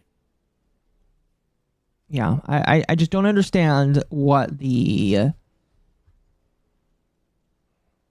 something just fell over. I don't really understand what the disconnect is. Can we please have video games that aren't always online for a chance, please? Can we have, like, games that are original and maybe I'm just too blessed by playing old games again, but old games never connect. The most that you had Like, we'll take Wind Waker, for example. In Wind Waker, you just had to have a connection cable for your Game Boy Color so that you could play around with the Tingle. No, that was... Was it the Game Boy Advance?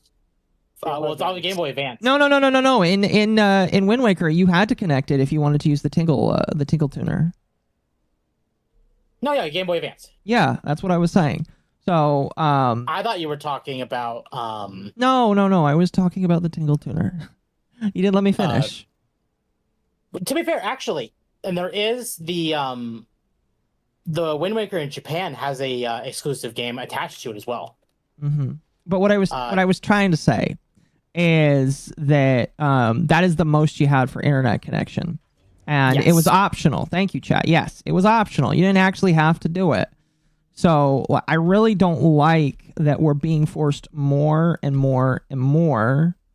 There we go. To be online for these things when it's exceedingly unnecessary. Exceedingly unnecessary. And the only reason why they do it is to get more money out of you, because all of these games, except for this one, thankfully, that I'm playing. By the way, right? By Dune, Awaken, good game. I personally really enjoy this game. I think you will too. But like, very few games are actually like that, where you can actually not have to spend all your time online, and it's very annoying. It's very fucking annoying, in my personal opinion. Well, that's also part of the problem with the Steam Deck is a great example of this. And you actually got to experience this while you were here, where if you were to open a game on your Steam Deck while you have a game open on your computer, it logs you out of one of them. Like, straight up logs you out and gives you errors. It depends, but yeah.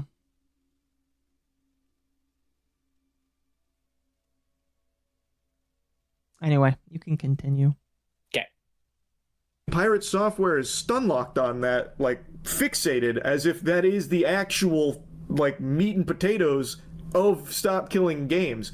They need to be more specific in their language about it being single player, always online connectivity games. He's just going ham. That's just not what it's about. Like, they're not being specific about that, because that is not what they are specifically targeting. It is about the whole practice of destroying games that consumers have already purchased and having no end-of-life plans for games that are being sunset. So, for example... Pause. I am. Have patience, Octopus. The AAA games industries don't want you to play old games. How else they're going to get your money? I mean, you are correct, chat. They really don't want you to play old games, but it's just like, I do. And you're not going to stop me from doing so. Sorry, but I am going to play them. So. I mean, shit. You know what's one old game I'd like to see fucking preserved if they didn't fucking shut damn servers off for it? Star Wars Galaxies. Technically, there are private servers. I mean, there are, yes.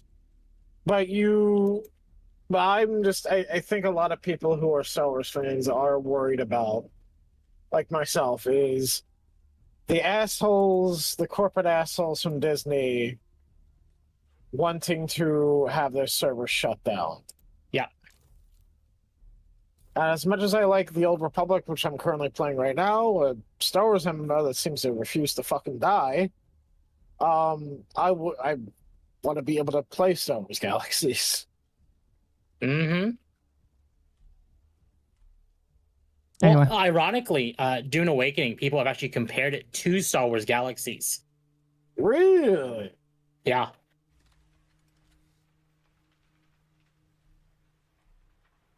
Anyway, you may continue. That's all. I just want to let that super I play. apologize for derailing that. No, you're fine. You're fine. The crew is an example everyone is going to reference and talk about because Ubisoft is still currently in a lawsuit battling against it for what happened with this game. I've yapped about it quite a bit, so I'm not just going to regurgitate that. I'm sure a lot of you already know the story about it. But basically, you buy the crew, Ubisoft pulls the plug on the servers, you can't play the crew anymore. Now it's just an old wet dream of what once was. And they did this to Assassin's Creed 2, by the way. Mm-hmm. Oh, yeah. Like, a single-player game. You cannot play it anymore. Because the servers are offline. Just let that sink in, chat. They are facing a lawsuit, and while this is in the umbrella of Stop Killing Games, it is not the only thing Stop Killing Games is referencing when it comes to this practice.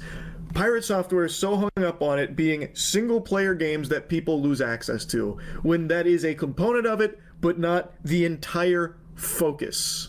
Well, the short version is the initiative is about requiring publishers to have end-of-life plans for games they've sold to customers in the future. So when they shut them down, customers can continue running them without their support. So that's one thing Thor doesn't understand, but he also seems to think this is about converting multiplayer games to single-player. Transitioning an entire multiplayer server-side game into a single-player video game, which means rebalancing the entire experience around single player, rebuilding everything in the entire game. How are you going to do that with Final Fantasy XIV? You're just going to make all the raids soloable? Yes, Imagine that would be the day funny, that World though. of Warcraft shuts down, It and would be suddenly you have to funny. make it a single-player game for every individual that ever bought the game. That's what they're asking for. No. That's not what they're Because they would asking have for. to You sunset liar. live service games as a single-player experience.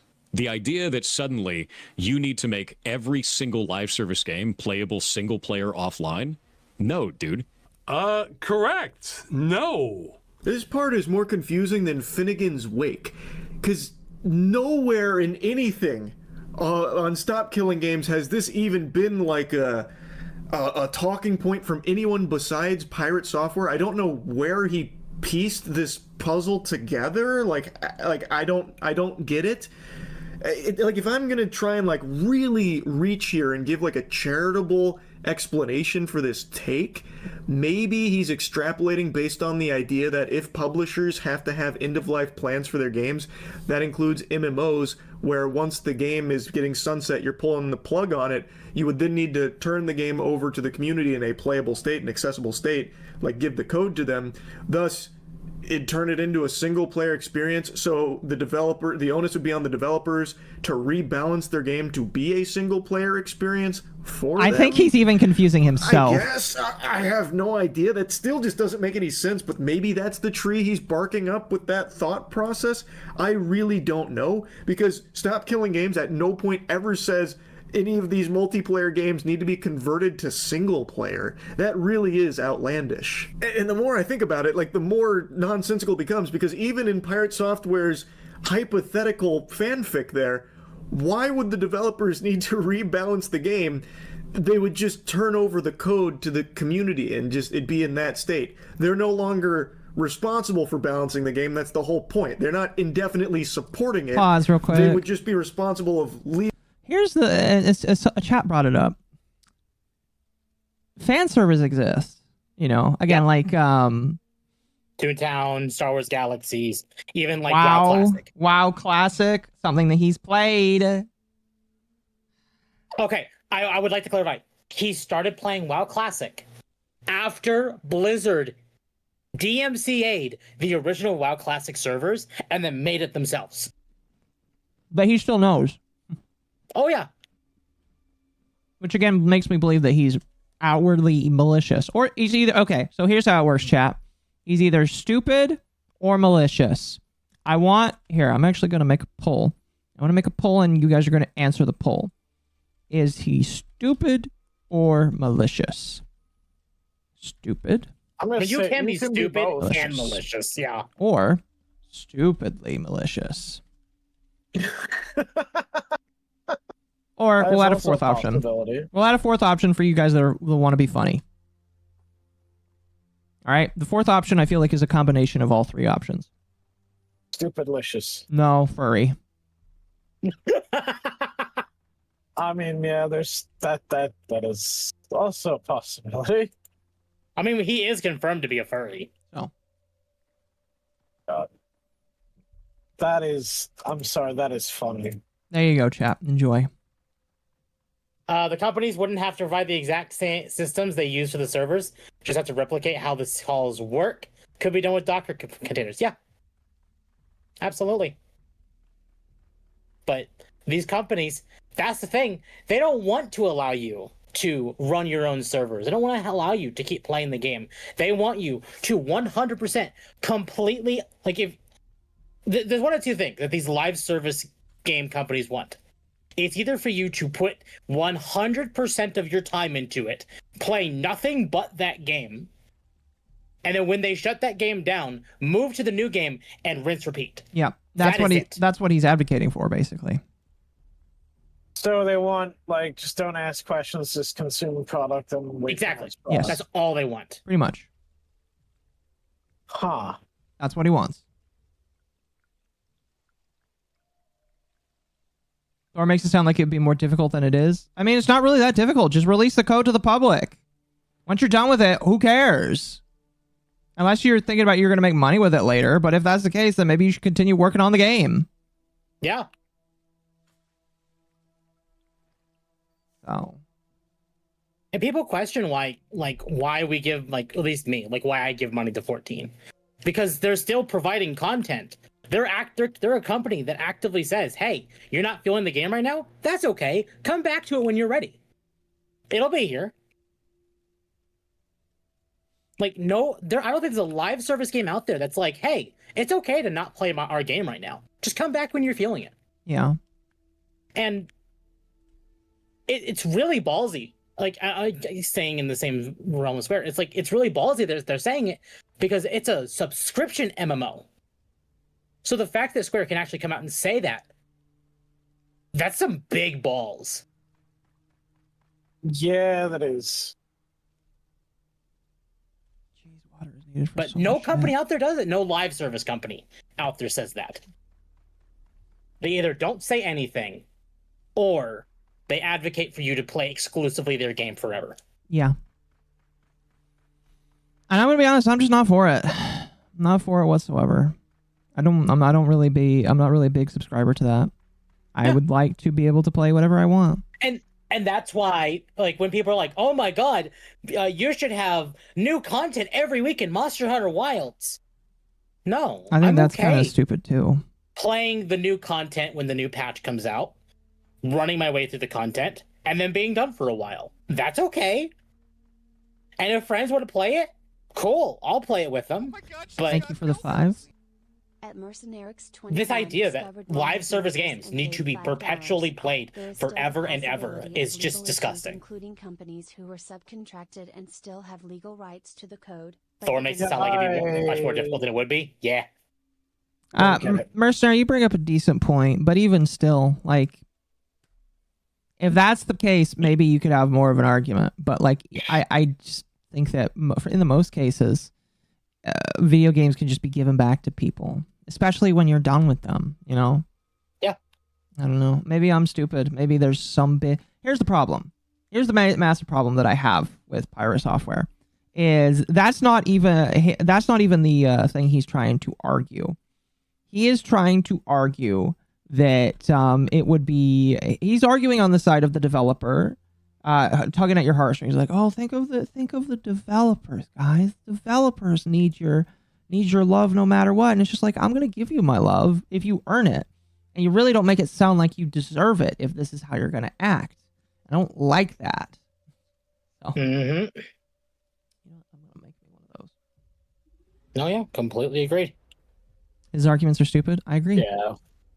Code could be used in other games that are still in service. So if they aren't done with the server side, even if they are with the client side, I guess. Thor does it because he knows his arguments are bad. The thing is, and I know I could get into some minor trouble with this, but I'm not big enough to worry. It's like the Baru and Bunny situation. For those who remember that. But instead of Baru like doubling down on it, like no matter what you think of him, instead of doubling down on his position, he just said, "Okay, well let's work to remedy this. Clearly there was something that went wrong here. Let's fix this." And then Thor is like, "There's no problem. You're the problem. I'm normal. You're not."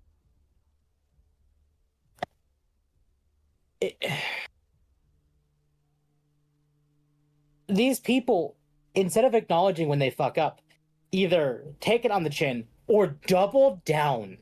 Mm-hmm. And Thor is like tripling down right now. Well, I think the problem is that he doesn't know when to stop.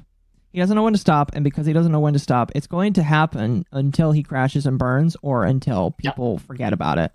And I'm sorry, Jason Dorhall, it's not going to happen. People are going to continue going after this infinitum. Yeah, unfortunately, when it comes to narcissists, they don't want to admit that they're wrong. No. No, they don't. No, they don't. Anyway, we can continue now. Okay. Leaving the game in an accessible state to the community while they would shut down the servers on their end. Like, they wouldn't need to go back through with a whole development team and, like, you know, tweak the game to be single player compatible. Like, it just doesn't make sense. Like, I really do not understand that one. But apparently a lot of people latched onto that talking point from Pirate Software as something that Stop Killing Games was asking for and how unreasonable it was. Which, if that's what Stop Killing Games was asking for, it would be unreasonable. But that's not what it's asking for.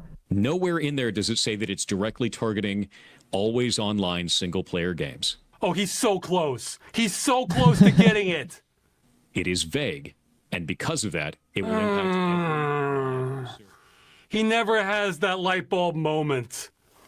Well, he is correct in that statement. It's almost as if that's not what the initiative is asking for. I know this part is once again just reinforcing that he doesn't know what the Stop Killing Games movement is about, but I have to just show you this because it is so fascinating, because he himself literally calls out that Stop Killing Games at no point explicitly mentions single-player always-online games or anything like that.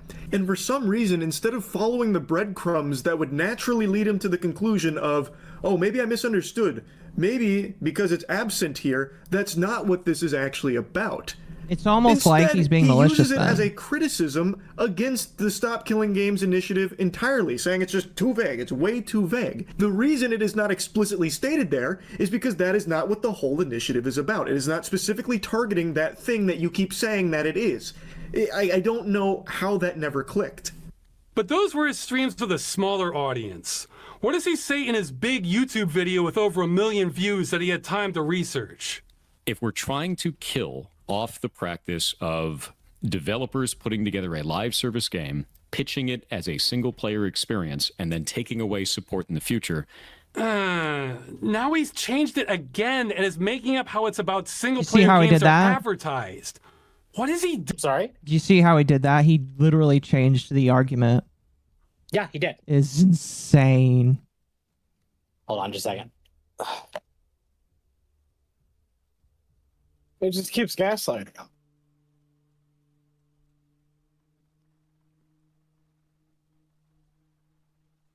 That is delicious Okay. spice food. Sorry, I had to change the battery in my headset. No, it's okay. Doing? It needs to be specific about the business practice it's trying to defeat, which is specifically companies that are doing this under the guise of it being a single player game, but adding online only functionality that is not necessary and doesn't add any gameplay elements. That's the problem. No, that's not it at all. This is a really strong section from Ross here because the clips that you saw moments ago were from his stream. When he took more time to watch it and digest it, he still came back in that video misrepresenting it. Like, it never dawned on him. Like, on stream, he could write it off as like, oh, he didn't grasp it in the moment, maybe later on he did. Well, then he made the video where he still was talking about things that are just not what Stop Killing Games was about, and this was the one that really blew up and really started to kind of dismantle the Stop Killing Games momentum. If we don't like the idea of live service games as a whole, I get it. Don't play live service games then. Don't agree to those terms. No, he's getting a new thing wrong now.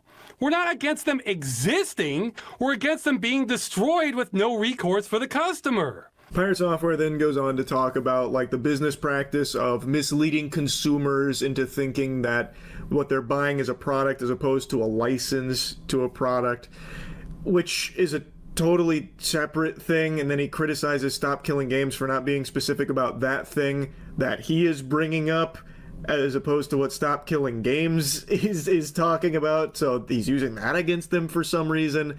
And then Ross goes into like the license talk. Our problem is not with licenses failing to inform people. Blizzard says they can take away your purchase for no reason.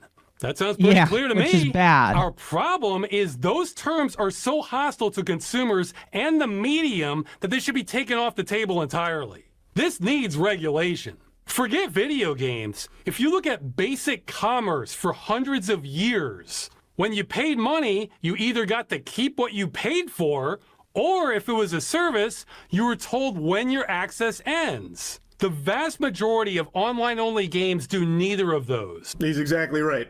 That is a huge problem. Now, Pirate Software is correct here about these companies that will mislead consumers through this fraudulent advertising on what you're actually buying, because in a lot of cases, you don't own any of the shit that you are buying. It is pretty much a rental. You get a permission slip to access the content. That is an issue, and not making it abundantly clear to consumers that that is what you are buying is a problem. And so too is the actual agreements, as Ross demonstrates with Blizzard, where it says they can just completely terminate it for no reason at all. It really does go against the basic idea of commerce entirely. Video games are in a totally different ball game when it comes to that, because half the time you don't realize that you're just buying an admission ticket to a game. You're not actually buying the game. You also don't know how long that's going to last. Again, to go back to Concord, that shit lasted less than a fucking, fucking rainstorm, basically. Well, that's there was just so many problems. It was a bad game. So I don't know why Pirate Software Pause it real quickly. would be so harsh. Did you hear that Concord, an early build of the Concord exists now? Yes, and people are trying to get it working. Is it better than what came out? I doubt it. No. But, I can't be mad at people trying to get it functioning, though. No, I can't either. I think that's pretty funny, though. I mean, some people are curious. They want to see what it's like, and I don't blame them. Yeah. I mean, I'm not going to stop them from doing it. I won't play it personally, but if you want to play it, go ahead. Oh, I definitely wouldn't touch it unless the characters were hot. I know, chat, would you play old version of Concord? Or would there need to be some Only if they stipulation? patch the characters to be attractive. Well, that's not going to happen.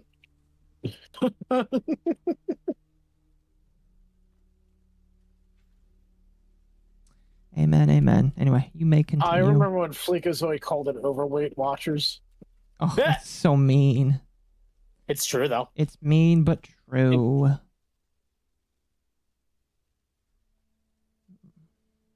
right. On Stop Killing Games for not addressing specific things that he himself is bringing up or making up in regards to it. It just doesn't compute. It really is a video that did significant damage to an actually positive initiative that aimed to help consumers in the video game space, all based on his complete misrepresentation of it, which was a complete mess. If you try to tell me that every studio needs to run their live service game indefinitely or not want to run one at all, then no one's going to run them. That's fine with me. I don't want a live service game all the time. About publishers having to support the game forever. He was literally watching the video earlier where it says it won't do that in big letters. That wasn't enough. We just can't stop gamers from going there, even when we spell it out. That's the last clip I want to show from this section on the Pirate Software video, but it's a very important one because this is something a lot of people also think the Stop Killing Games initiative is about, where developers, publishers will have to support their games forever. Like, until the fucking heat death of the universe, they'll have to support these games under the initiative. When that is not the case. It is very simply asking that when the game has reached the end of its life cycle, the publishers, developers don't want to work on it any longer, to turn it over to the community to still be in a playable, accessible state so the product can still exist.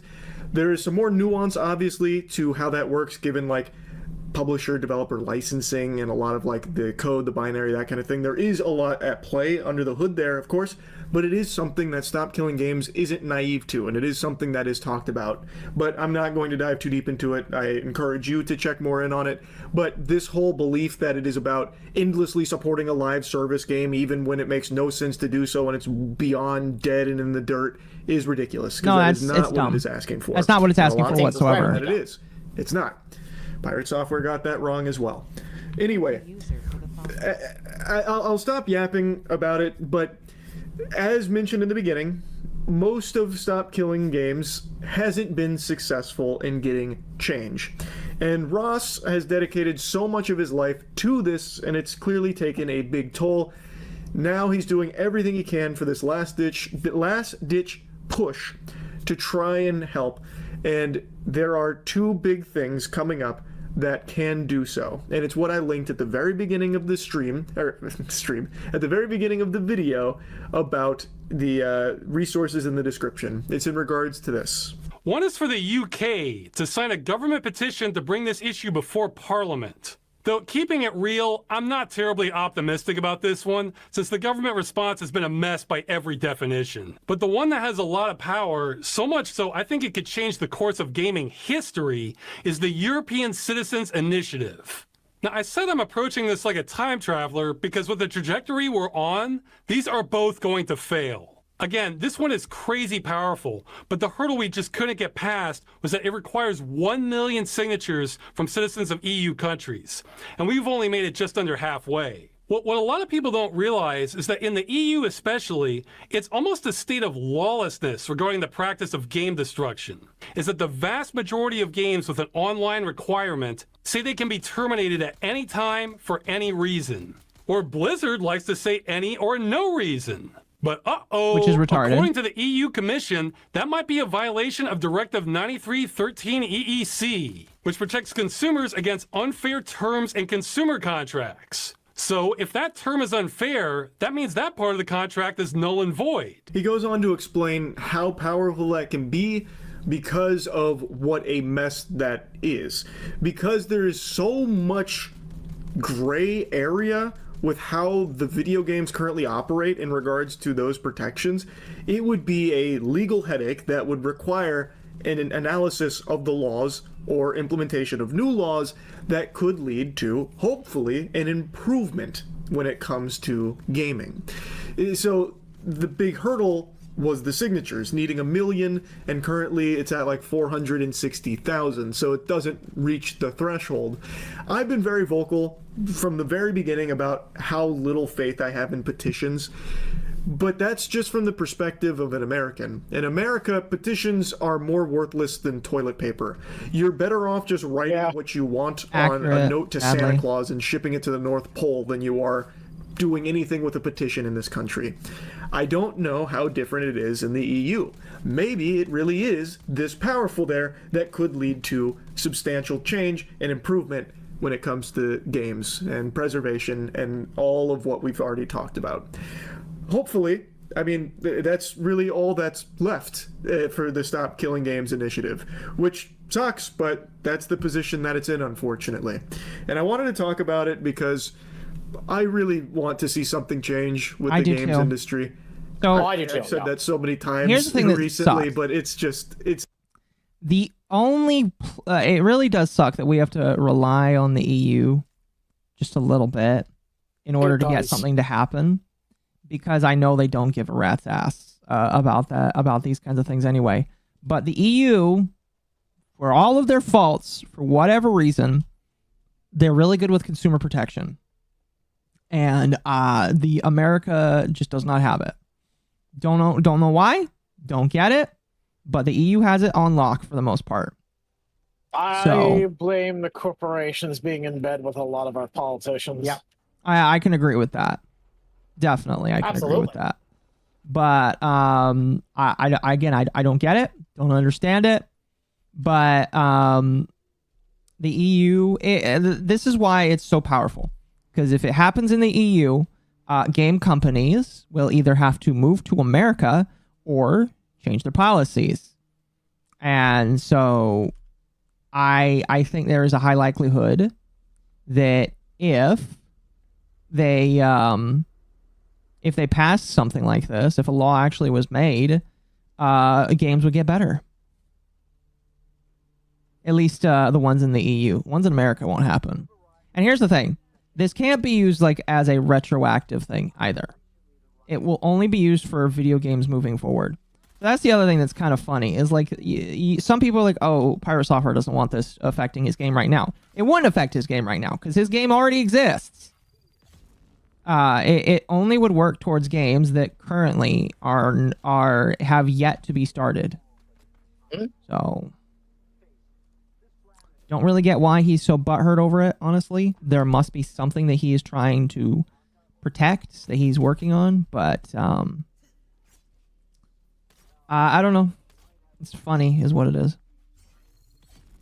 Anyway, that's basically the video, isn't it? Yeah, it is. So, we have a few other videos. Okay. I don't know if you wanted to go through all of them. How long are they? And what are they about? So, let's see. The video... Did you want to watch the Ross one that he's... The full one? Yeah. Yeah. Isn't that like an hour long? Is it? Oh, it's an hour and 30 minutes. No, I didn't think it was. I didn't think we need to watch the whole thing. Yeah. No, we don't need to watch the whole thing. Because I feel like he did a pretty good job. I think the clips that we got were pretty decent already. Okay. But we could continue going through. I did send you a couple other things in here we could go through. Let me... Yeah, so we have... We have the response tweet by Pyro Software himself. So let's go ahead and give those a read. Yes, you can go ahead and pull them up. I don't know where I'm going.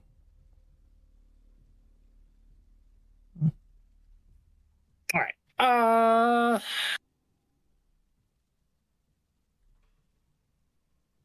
So Thor came out and said, been reading through all the posts against me over my stance on the Stop Killing Games initiative.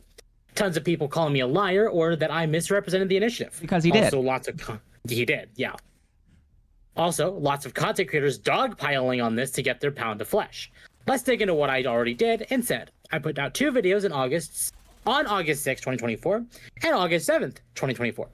These videos are linked at the bottom of this post. Many people have not watched them and are just calling me a liar or attacking my character. Give the videos a watch, read the initiative itself, make a conclusion that you aren't copy-pasting from social media. Monetizations on these videos are disabled, so no, this is not some ploy to increase revenue. I just care about the subject and have rightful concerns as a person watching this space or working in this space. Yeah, your concerns are money. Give me money. I don't think that really is the concern. I just feel like there is something that he is not being honest about. Something that he's not being honest about. Hold on a moment. In the first video, I go through what an initiative is, how it's not law, and how it's a starting point for this entire process. This helps people understand that this is to start the conversation for change and can adapt later. I then go into the initiative and some of its goals from the official page for it. I then talk about the repercussions of them should they be implemented. As written, all games need to be left in a functional, playable state. Next, I bring up the crew and walk through the business around it, the sequels, and the size of the player base at time of sunset. I did this because it was called out by this initiative as an example of publishers destroying a game. Oh, sorry. It was a pretty good example, in my personal opinion. It is. Still ongoing lawsuit, I believe. By the way, I apologize if I'm a little quiet. My throat is getting kind of terse. 3 days of streaming is a lot. Yeah, you've been doing non-stop streaming. I'm glad I'm going to go back to work tomorrow, and I'm not going to be forced to talk a lot. So, I also harshly critique Ross Scott's wording in his videos because they disparage the lawmaking process and lawmakers, which doesn't benefit players or this movement in any way. In the second video, I talk about potential scenarios where a studio could be abused if the initiative was implemented as written. It has new paths for abuse, and that needs to be discussed to help hone this initiative into something that would do good without doing harm. I then explain that very few people in the game development space can actually discuss this from the other side due to fear of losing their jobs. A studio is much safer in silent dissent than they are discussing the drawbacks of your ideals. The recent attacks on our games is obvious evidence to this. To recap, my issue with this initiative is that it is broad in its approach to change the industry and the exact language of the initiative, not the FAQ request that all games stay in a functional, playable state. This is not feasible for all games at a technical level and could potentially restrict developers from making online-only games like MMOs, MOBAs, and user-generated content games in the future. That list is not exhaustive, and it doesn't matter if you do or don't like those kind of games. Effectively, this has the potential to restrict future developers from making kick-ass experiences because it locks a weight on their designs. Even though this is an initiative that can change the future, this goal is core to the mission and deeply disruptive, so it needs to be called out. To clear up some disinformation about my character, I left AAA in 2016. Because I fucking hate how the industry is now and prefer indie entirely. I don't like Blizzard or would have stayed or I would have stayed working there. That's why I quit. The entire point. Fuck AAA and what many studios have turned games into. That I agree with. He's right about one thing. He is right about that. Yes, we can agree. Here's the problem I have is I feel like he's trying to say, "Hey guys, I'm just like you." I feel like. Yeah. Maybe I'm wrong. Maybe I'm reading too much into it. Could be reading too much into it. But I feel like he's like, "Guys, I'm just like you. I hate video game publishers as well." Outside of that, no, I am not financially supported by live service games. I make a single-player RPG and am the director of strategy for off-brand games. In that position, I am paid minimum wage by my own decision because I care about games succeeding, not about profiting off of them. To further this, the games we're publishing are all playable offline anyway because their gameplay loops are not only based on inter-player interaction, not all games are like this, and not all games can be like this. No, I have not been running away from discourse on this. I talked about it for about 8 hours on stream yesterday. I never took my videos down, and I have not discussed the initiative in the 10 months it's been since I released those videos. My internet also died mid-broadcast, so I had to go live again 30 minutes later, thanks ISP. For those that will scream, he's doubling down, yes, I damn well am. I give a shit about this initiative and what it means for games, developers, and players in the future. To finish out, just because I don't support this doesn't mean you should blindly follow me in that. Just because I said pretty words on the internet, you also shouldn't blindly I don't think me. he said pretty words on the internet, just gonna be real. He didn't. You also don't blindly bash me because some other creator said to. Watch the videos I put out, read the initiative, decide for yourself, apply critical thinking, and don't outsource it to others. I would agree. So that's why I don't accept it. He then made a response post. Just talk to Charlie and Josh Strifehaze for a bit in DMs. Why not Jeff? Why not Jeff? Because I know that Josh has been pretty upset with him too. No idea. If you're mad at me for being a dick to Ross, I get it, and I'm sorry for that. I should have not lashed out because I had an emotional response due to how important this subject is to me. On the developer side, I have been in a constant battle with people online for nearly a decade, trying to inform them how difficult it is to make and release video games. The idea that any of these difficult technical hurdles are easy to overcome would be simple to implement in the exact kind of thing I have been fighting. What I bring up the issues with leaving online-only games in a functional, playable state, after sunsetting, I am always met with responses diminishing the effort needed to do that. This is not a simple hurdle to overcome. It is exactly why I don't like this initiative. You can't leave these challenges up to a figure it out mentality, and you can't diminish the work of those on the dev side just because you want your way. Movements like this showcase to me how little the general public understands about game development, modern game architecture, and online games as a whole. I still don't feel like he's come out and said how this will make things harder. Again, how is it hard to just say, here's the code in a zip file? Here's something that it's really not that fucking hard. Here's something I love to point out. Where is it? I mean, am I misunderstanding anything here? When we say we want games in a playable state, we just want to be able to pick up where you left off and start our own thing. Yeah. Am I wrong? Please tell me if I'm wrong. This is one thing that really bothers me about this post. Moments like this showcase to me how little the general public understands about game development, modern gaming architecture, and online games as a whole. So I'd like to point out that he's calling everyone that's not himself a complete and total idiot. Yeah, he is. As narcissists often do. I just don't get it. That's why I put videos out poking holes in this, because it sets the entire conversation back to the Stone Age in terms of developer/player understanding. Making shit is hard. Making shit when people think it's easy is harder. If you all want games to be left in a functional, playable state, then you need to listen to people when they talk about how infeasible that will be in a lot of situations. The problem is he hasn't given us the actual, like, this is how it's going to be difficult. He just says, oh, it's going to be difficult. Also, okay? Every game is different. Okay, it's going to be difficult. How is it going to be difficult? Oh, it just is difficult. Really? Yeah. How? Don't just say it is. Tell us how it is. I would explain it. I deeply want to know. Like, if he could explain it better, maybe some people could actually like poke holes in that. But that's why he's not explaining it either, because people will poke holes in it. I just don't understand why it's so hard to say this is how it will be difficult. This is how it will impact people like me. Then we can have a conversation. I want to know, please. I'm begging. I can't beg him because he blocked me, but like I need to know how it is so difficult. If he would just explain his fucking position a little bit better and explain why it's so difficult, maybe people wouldn't think he was such an arrogant ass. Like, if he wanted to come out and make a video saying, this is how game development works. But instead, he only talks about his own game.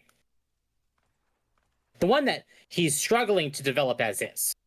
But if he could go back and like say, this is how game development was during Blizzard. This is how, like, maybe the game development was when I worked at Amazon. This is, X, Y, and Z.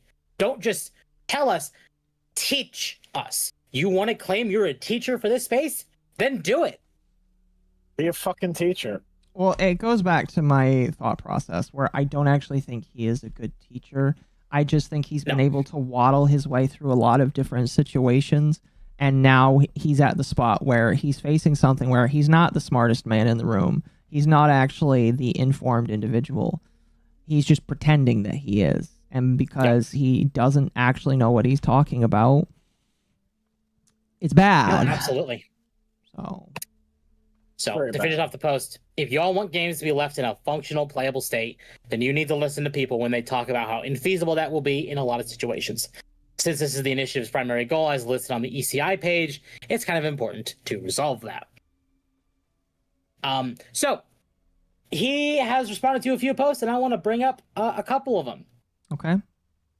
So someone by the name of AI _ Emerald Apple said, if it's so hard to make the MMO in a playable state for private servers, then why are there so many illegal private servers that serve the game and function better in many cases compared to the official servers? Developers don't have to do anything, just shut down the servers, let players download their character metadata, and that's it.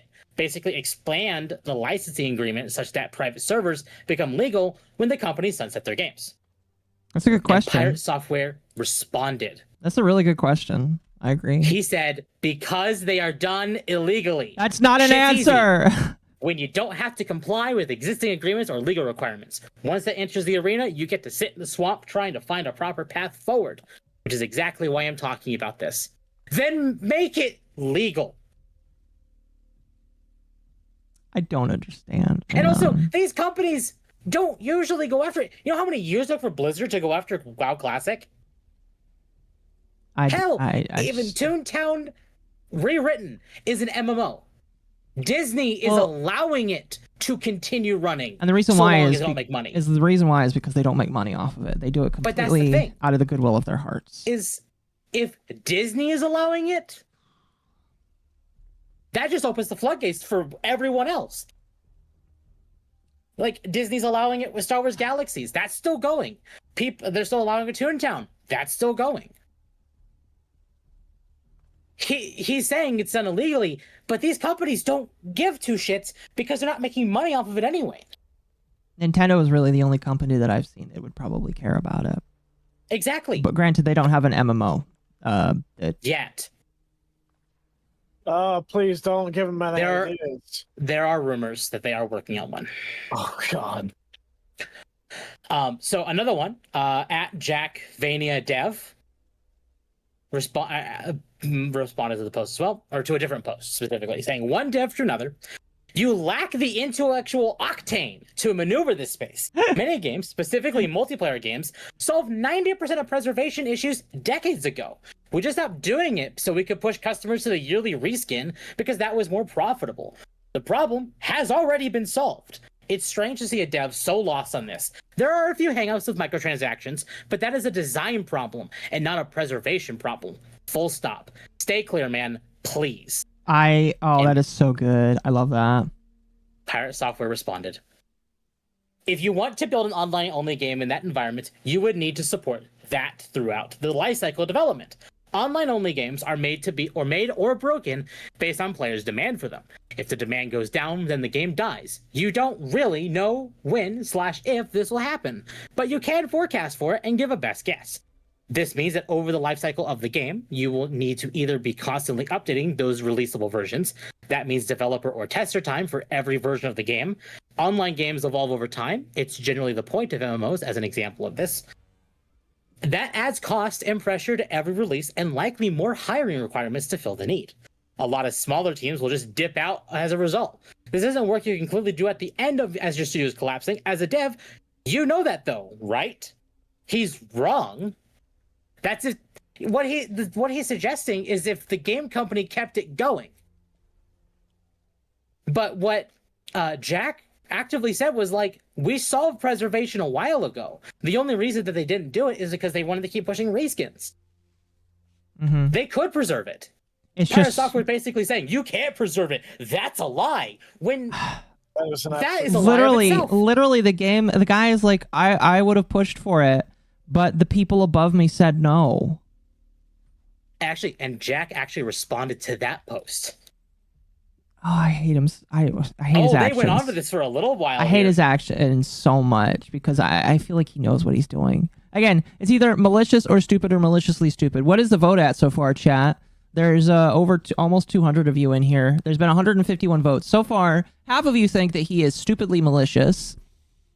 27% of you, so the another fourth of you think he's just a furry. I mean, he is.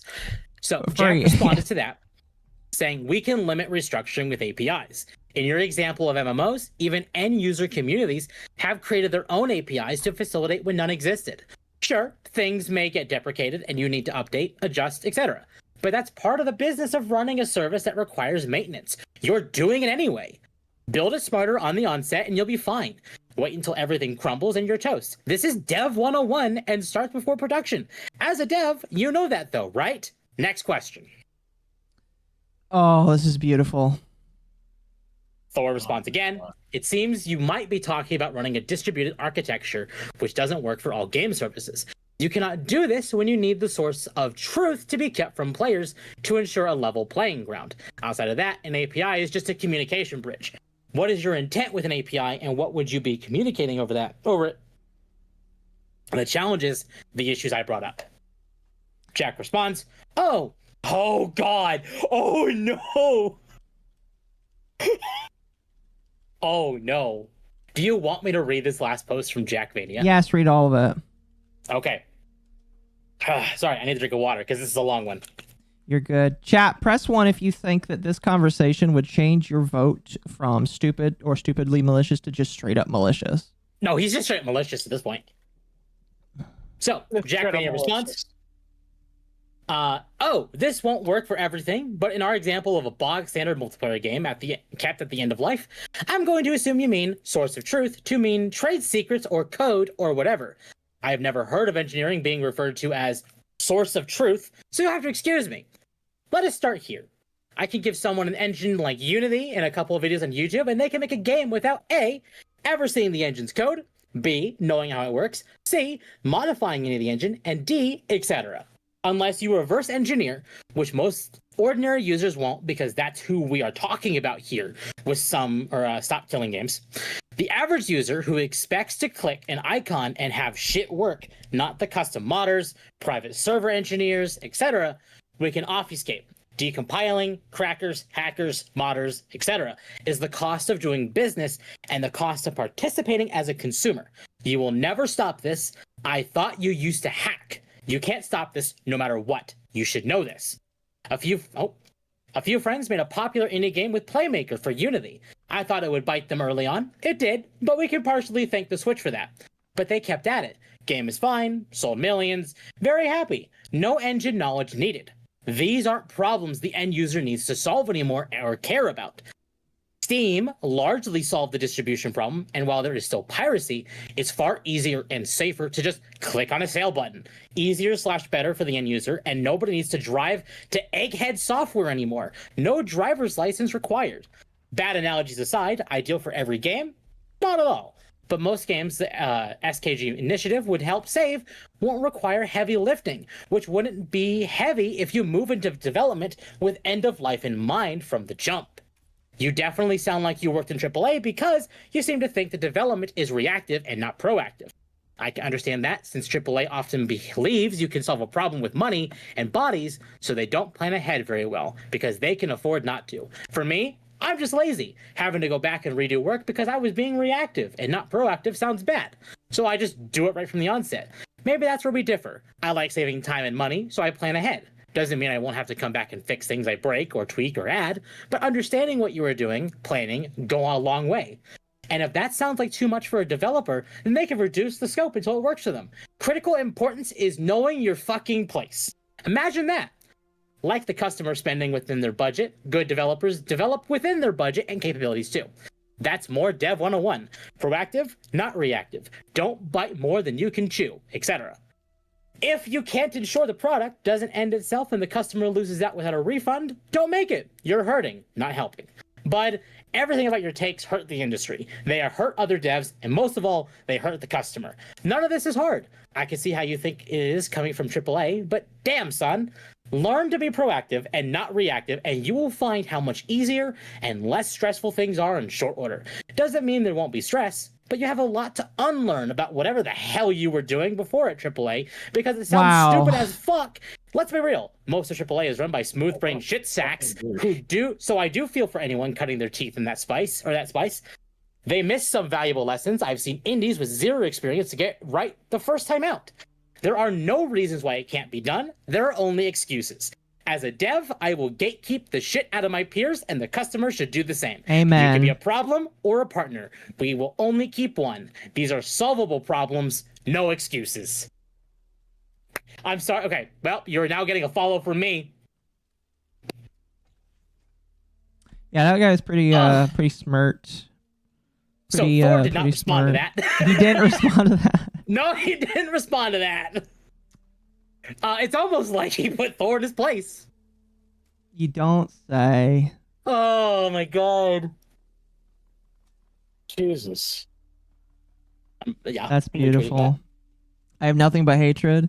I can understand why people would say Jack, that. you dropped this king. My chat. What do you think of all this? What's y'all's input on this whole shit? Come on. Oh my god. Repair it. Repair it. I know you can. There you go. That's funny though. So the fact that he didn't reply is hilarious. He didn't reply, which is hilarious. But Pirate Nation made us a wonderful post. Not us directly, but... And I wanted to make sure I had it in case it was deleted, because Pirate Software is a shit stack, as Jack so wonderfully said. Saying, reminder that Pirate Software is a key figure at Off-Brand Studios, which is publishing Rivals of Aether 2, a paid live service game with microtransactions. This is why he's going against the Stop Killing Games initiative. That game is the one that is also co-owned by Ludwig, correct? I believe so, yes. Okay. Yeah. Yeah, chat's agreeing.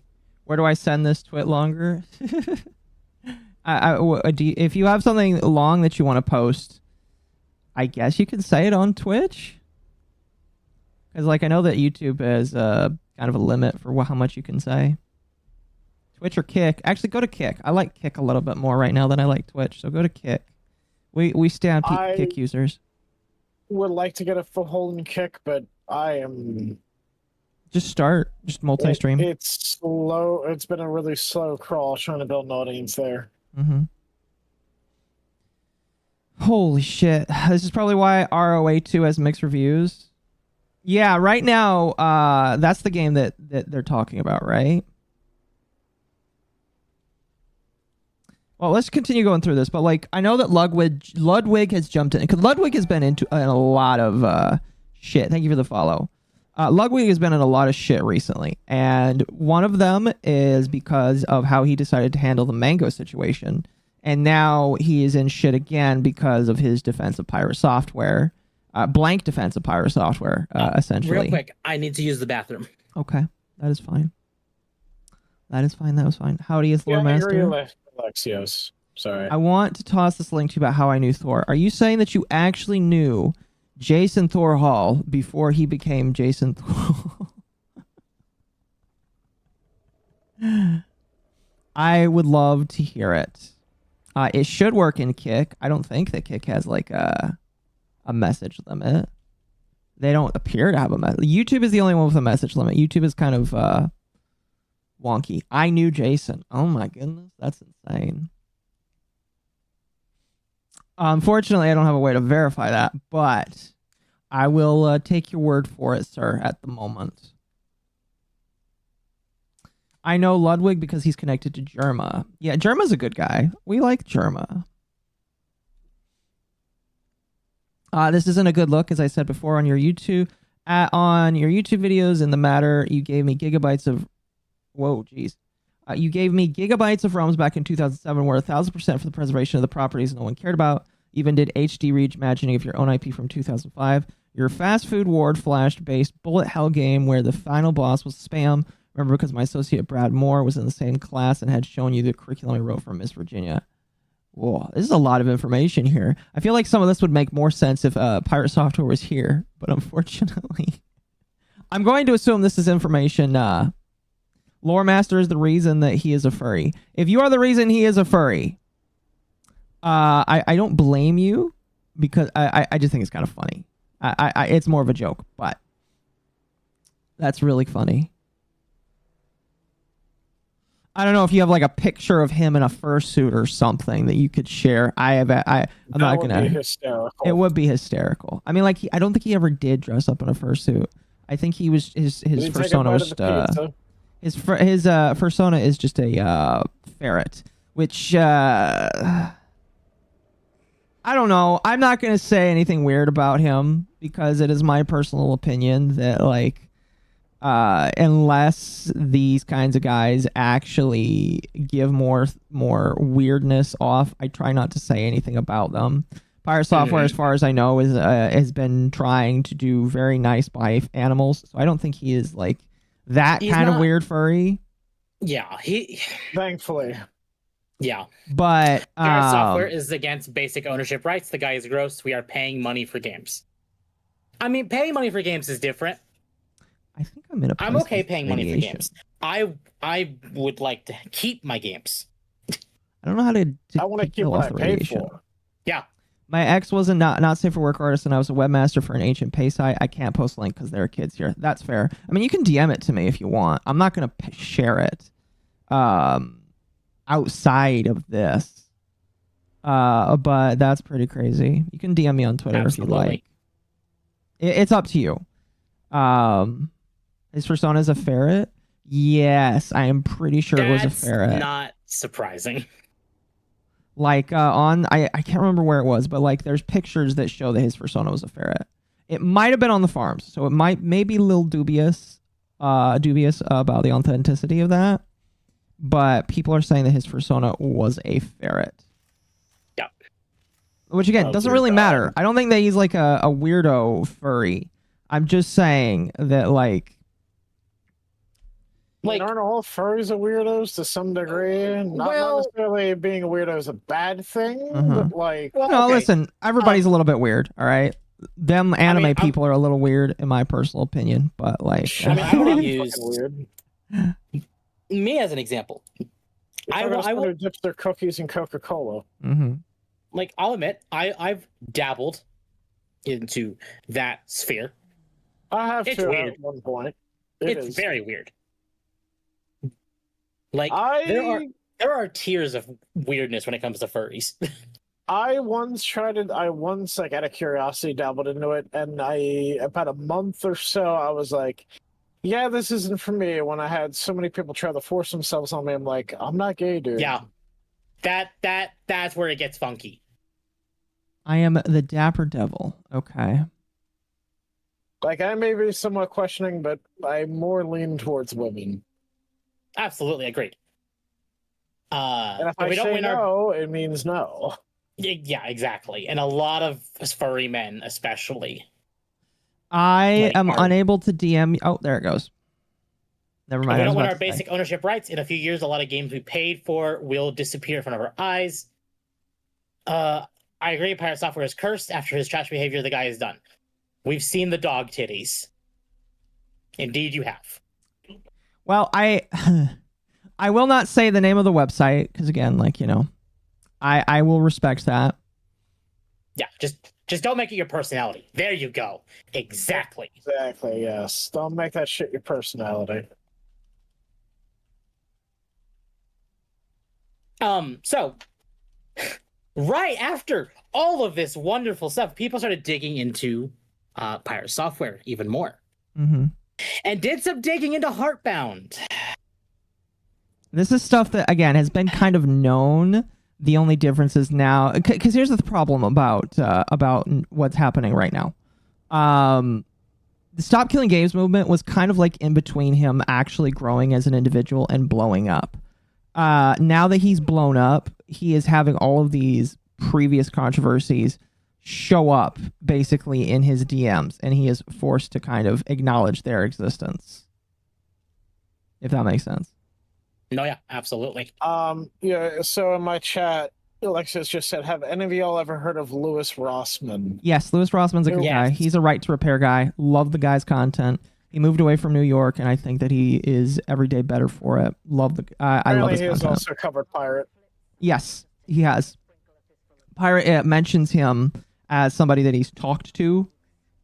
I think that okay, it's like one of those things was like, okay. But like, I don't know. He tries to use the whole, I talked to them behind the scenes, and it's just like, okay.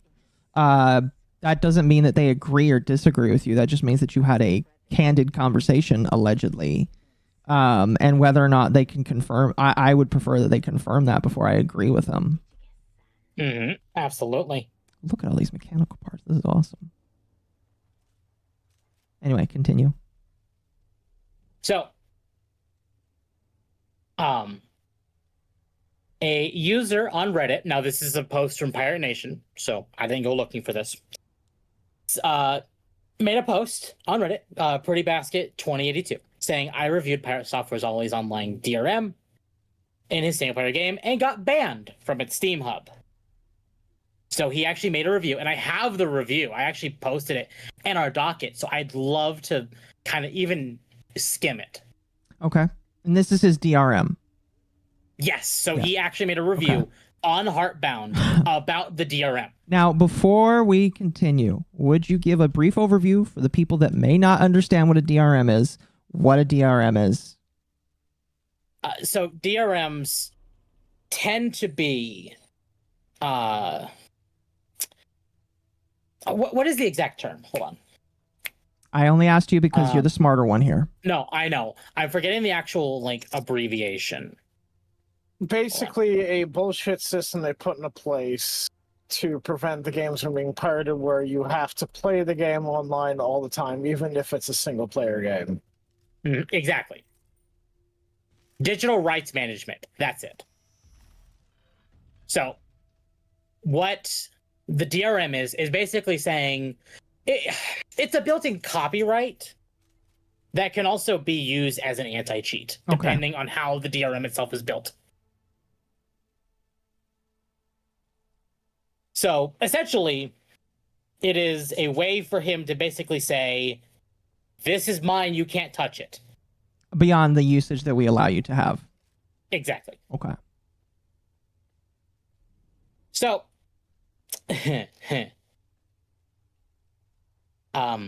Pirate Software replied to Pirate Nation. That's funny. Saying, Heartbound does not have an always online DRM.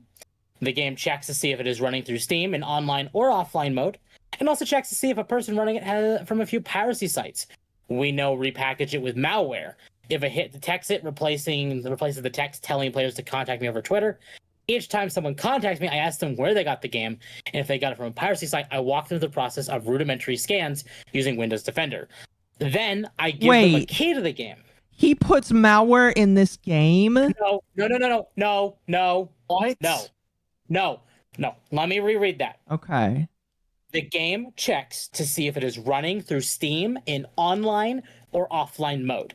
It also checks to see if a person is running it from a few piracy sites we know repackage it with malware. Okay. If a hit detects it, replaces the text telling players to contact me over Twitter. Each time someone contacts me, I ask them where they got the game, and if they got it from a piracy site.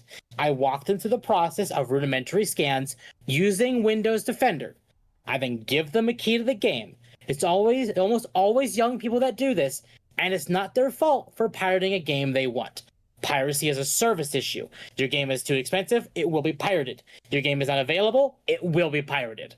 And he's not wrong there. Thank you, user, Yeah. for the Thank you for the follow. Much appreciated. If we pay for a product, we must have the right to keep it. Simple basic ownership rights. Europe lawmakers must fix corpo bad practices ASAP. Yeah. I feel like Agreed. he's trying to like not backpedal, but I feel like he's trying to like I don't know how to articulate this. He's trying to say, yeah, I agree, but also by the same token, I disagree. At this, I don't know. I don't know if I'm saying that right, but like, ignore me. So- Ignore me. Pirate Nation responded saying, why ban him from the Steam discussion board, though? Which is, fair. It's a good question, fair- yes. Thor responded, imagine writing this in a review and expecting it to stay up. The edited version he posted on Reddit is not what he posted on our forums. He also removed these sections from his Steam review to hide it as well. And he posted 2 screenshots of the review saying, I just realized I spent way too much time analyzing this game's code only for the Steam review algorithm to bury it. Please feel free to judge my assumptions and tell me where I'm wrong. How I clearly fail to comprehend Pirate Software's genius. How I lack the vision to account for his mana bar. I would like him to show the entire interview, not the entire thing, not just a snippet. The fact that he's only showing a small part bothers me. Agreed. So the post says, I'm probably just jealous of the millions of dollars he made, which I really am, which is why the world is so unfair. Why is the world so unfair? Where has my innocent, childish worldview of a fair world is gone? I don't even care about the $10 I spent. I want a refund for my happiness before I knew this is unjust. Oh my gosh. Again, I would like to see So- the whole thing because this is a small snippet. For those that are on my stream, this is not the whole interview. Or the review of the game. This is a tiny snippet. For those that have been on my channel for any amount of time, you will know that I have an issue when you're only showing select snippets of DMs or articles or anything. You have to show the complete and utter full context, because if you don't, I'm going to think that you're lying. So automatically, because he's not showing everything, I just think he's lying. I'm sorry. That's what I ascribe to people now because of how often it happens. So the second post. So the 3 DEF CON black badge, government plant power, plant penetrating, Blizzard senior Red Hat cyber ops security expert genuinely believes that checking a Steam achievement flag is strong enough DRM to justify being online only for a single player game. With that kind of back-end coding neglection, and then dares to big mouth consumer rights as if he's somehow compromised. No wonder the Chinese, Russian, and North Koreans are walking into U.S. data centers as easily as stealing breast milk from an office fridge. Oh, he's blaming Pirate Software for the breast milk. Do you guys know the breast milk story? Yes. Okay. Yes, the Activision company doing that, Blizzard Activision. Yeah. Guy stole breast milk from the fucking daycare center in the building so he could use it for the gym. It's like, okay, Jason, why are you letting this comment like, if this is actually in there, if it is actually in there, it's a pretty schizo sounding thing, in my personal opinion. But if it is actually in there, Jason, why do you care? Why do you care if this man put it in there? Just like let people dab on him. It sounds like you've got a lot of fans that are gonna laugh at him anyway. So let your fans do all the work. Oh, for fuck's sake. Do you all remember the conversation/interview Healthy Gamer GG did with Pirate Software? And Healthy ripped Thor a new one. I've never seen that. Zugswing, can you put that in Occo or my Discord? I would love to see that after stream. Oh, the one where he got interviewed by the what's it called? Psychologist, I want to say, where the psychologist said you're a narcissist. I don't know. Yeah, the guy, it was like a psychologist or a therapist that is just like, oh yeah, you're a narcissist. And Thor's like, I don't think I am. And he's like, no, you are. You 100% are. Yeah. It was really funny. It was one of the few times where it's just like, Jason, why did you go on camera with somebody that literally could find out how horrible you are on the inside? Oh yeah, absolutely. So And he's like, well, how could you not ban him for posting what he said? No, he attacked Blizzard. He did call you an idiot, but he attacked Blizzard for the most part. It's one of those things like it's a negative review. Are you telling me that you're going to delete all negative reviews if you don't feel like they go to what you want to hear? Exactly. I'm sorry, but like you're going to get negative. I get negative comments on my video, and as long as they don't get stuck behind YouTube's censorship system, I let them fly. Even if I think that like later down the line, someone's going to read it and think, huh, you know what? I agree with that. I was like, I don't care. You know, if somebody's going to agree with a random off comment and about something I may have said in the past, all right, fine, whatever. That's just that's a low quality filter, in my personal opinion. So, oh well. That was responded to by a username or going by @itsweezus, saying, "Where's the username on both screenshots?" Which, you know what? Good question. Where is the username on those? So, Thor responded. The entire ban post cannot be edited by the creator and is still here. It's filled with attacks on me as a developer, snide comments, and lies about our game. It's also a mile long, so taking individual pictures will only give snippets. Deserved ban. Did he give the whole thing? He posted another screenshot of the beginning of the article. Why not the whole thing?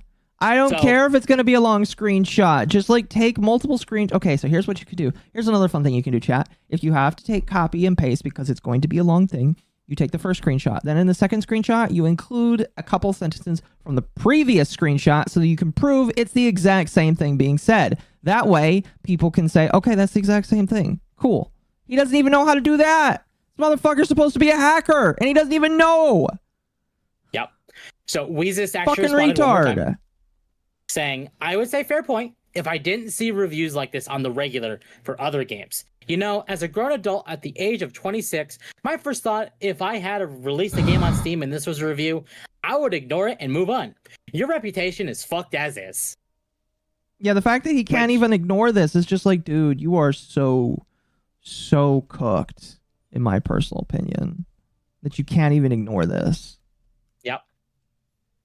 I feel so bad for him as an individual. Like, as an individual, I just legitimately feel bad for him that he can't let that kind of shit go. On his behalf. No, I just feel bad for him. Legitimately, I just feel like depressed for him as an individual because this is how this is his life now, where he gets burnt by he gets one guide by Steam reviews. Also, it's not as long as Thor's saying it is. Oh, is this the whole thing? Yes. So it was was it like put back up or something, or? No, it was never taken down. It's just the guy was banned, so he can't edit it. Yeah.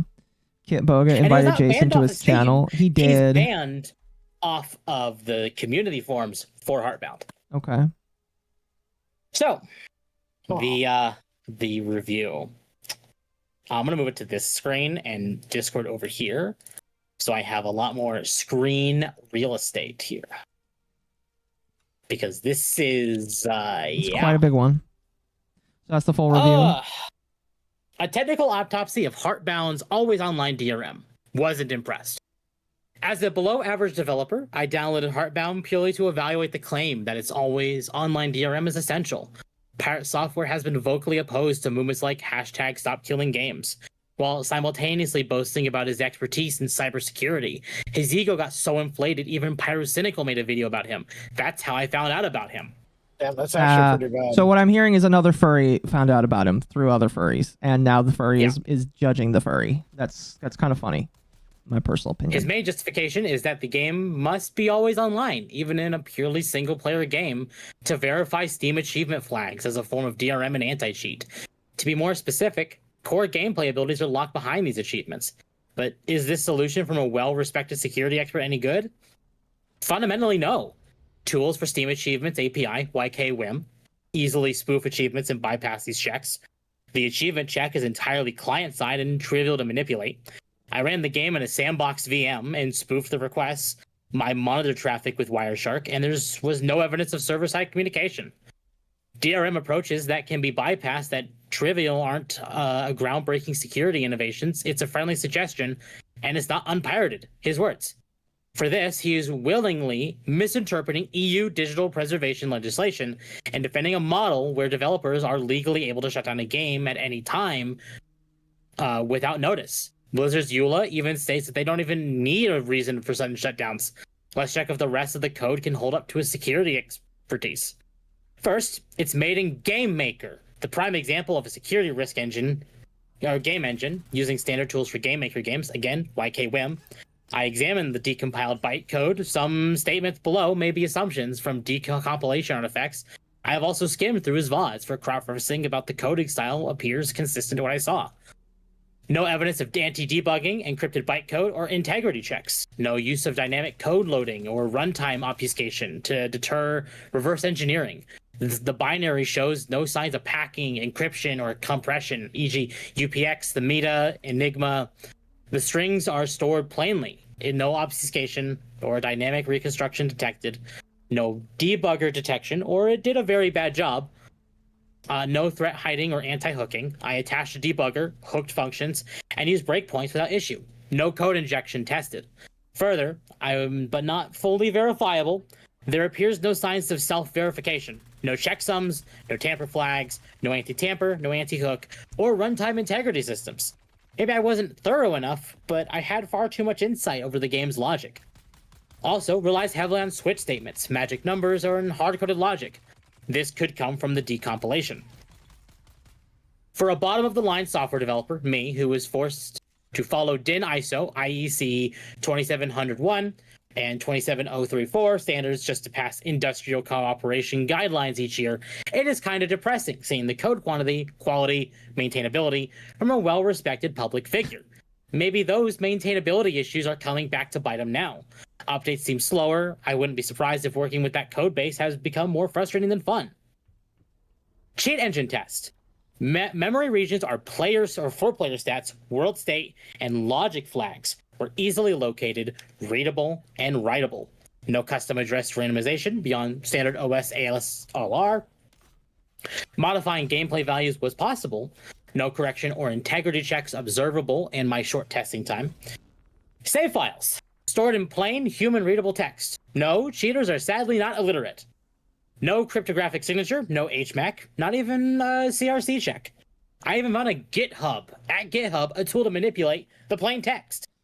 I watched a Pirate Software stream where he stated that Steam achievements were intended as a form of anti-cheat protection. But if that's truly the goal, why is the rest of the game that easy to manipulate? I am talking about basic integrity measures, many of which are considered standard in the industry and can be implemented with minimal development overhead. His DRM approach, neglect slow overhead integrity measures expected to be any secure software product, and undermines the justification for this always online design. Just to be again very clear, the Stop Killing Games legislation only asks Pirate Software to either provide a minimal shutdown notice, maybe 3 months, or issue a patch after the game service ends that removes always online dependency for post-sale preservation. In his case, a few lines of code that constantly check online Steam achievements would need to be removed and persistent store them in that plain text save file. Verdict: so the DEF CON Black Badge government power penetrating Blizzard senior Red Hat cyber ops security expert genuinely believes that checking a Steam achievement flag is strong enough DRM to justify being online only for a single player game. So he did say With this. that kind of, huh? So he did say this. He did say this. Okay. With that kind of back-end coding neglection, that's not enough to justify heavily insulting Ross and Stop Killing Games. Legal note. This review is based on personal analysis of a legally purchased copy of the game. No code, tools, or binaries have been redistributed. I have also meticulously reviewed the wording of this analysis to ensure that this could not be used for malicious tampering.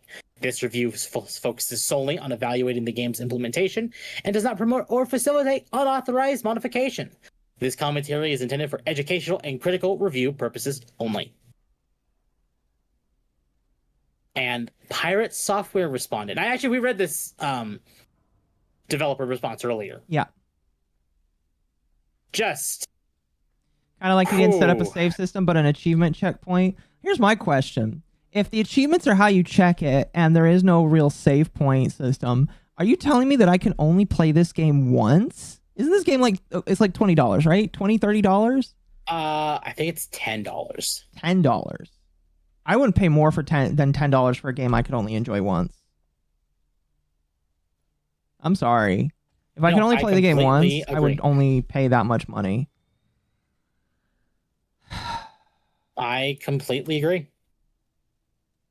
How the fuck It's do you just- fuck it up that bad? And this man is telling us that Stop Killing Games is a bad movement, when literally in the first line of the movement, they say that their goal is to preserve video games and allow you to continue a game without the developer.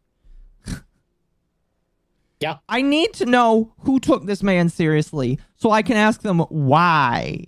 Why did you No, take I this man didn't. fucking serious? Well, here's the thing. There was a period when I liked his shorts where he talked about very simple things that had nothing to do with programming and nothing to do with code.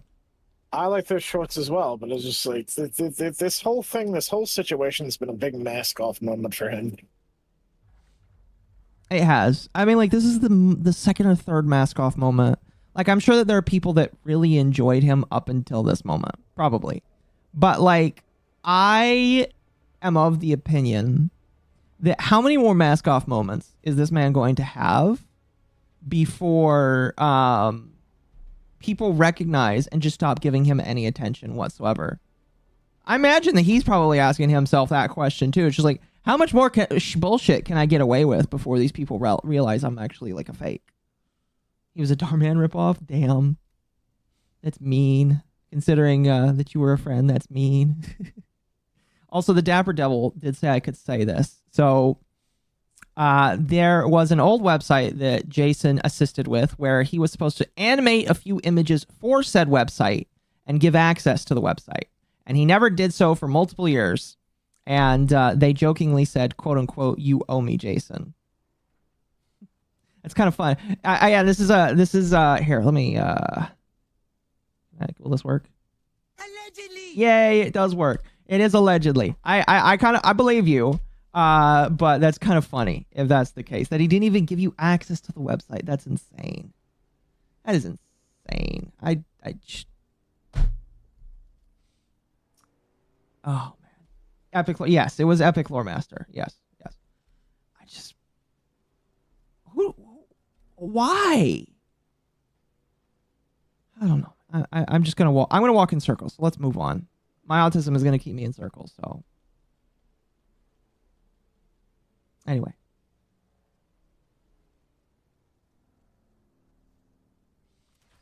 Temp, are you Sorry, there? I was muted. Sorry. I was wondering if my internet had I went to died. get myself a water and I completely forgot to unmute myself. Okay, fair enough. So Legendary Drops, a legendary commentary YouTuber, took a screenshot of one of Pirate Software's posts. I'm not sure which one, so I don't know which one to pull up. Mm-hmm.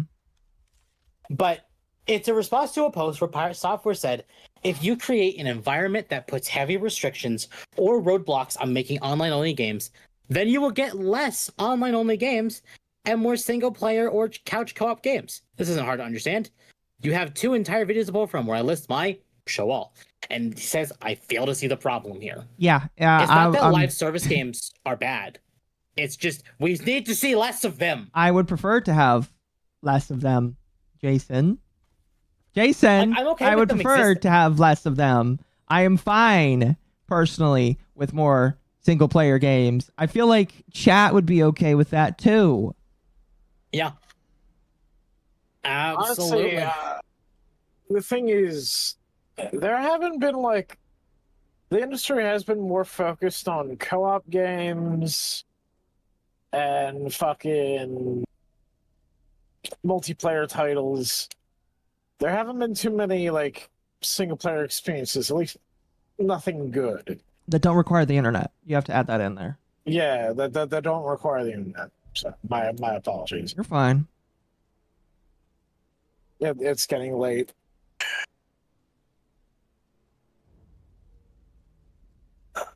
Oh god. Ooh. Ugh. Let's see. So, MommaOcco actually gave this to me right before stream started. Mm-hmm. Armchair Expert Thank you for the follow. Very much appreciated. made a post that responded to Rock Solid. Oh, yeah. Before you read that, give me one moment. I am going to switch up my games now since I'm at a good stopping point. Now that we have the ability to chat, I'm going to switch up from playing Dune to the game that I know you're just about to talk about.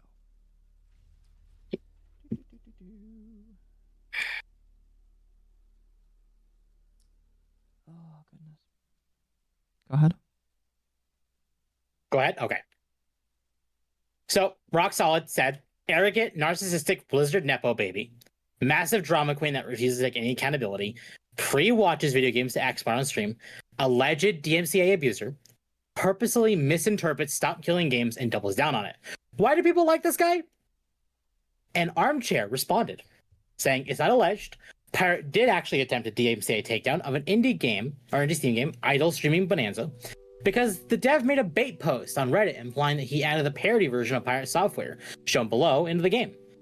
Not only was this blatant abuse of DMCA to protect his bruised ego, the version of the game on Steam hadn't even been updated to include this parody, a fact that neither Pirate nor his alleged on-staff lawyer bothered to check before sending the DMCA through.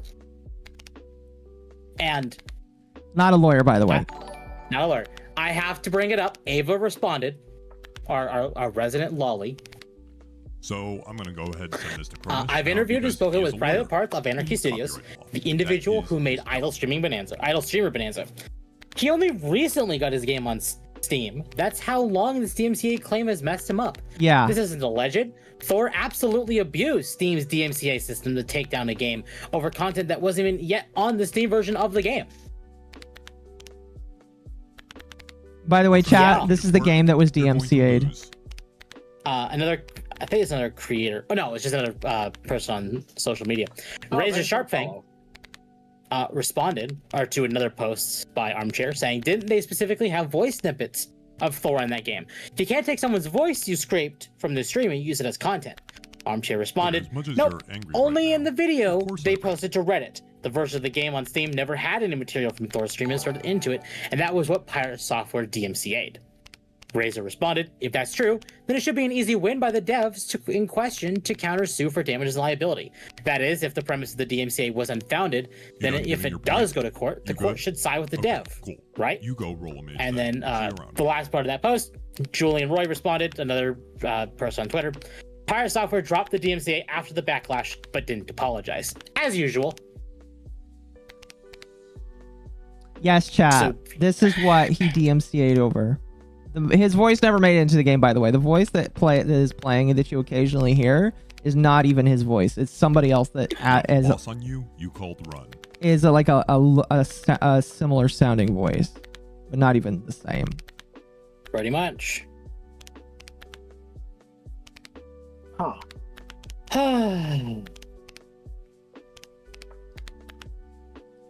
And then our last thing, unless I want to talk about more. Nope, keep talking. Running with scissors. This is, again, not a Pirate Software thing.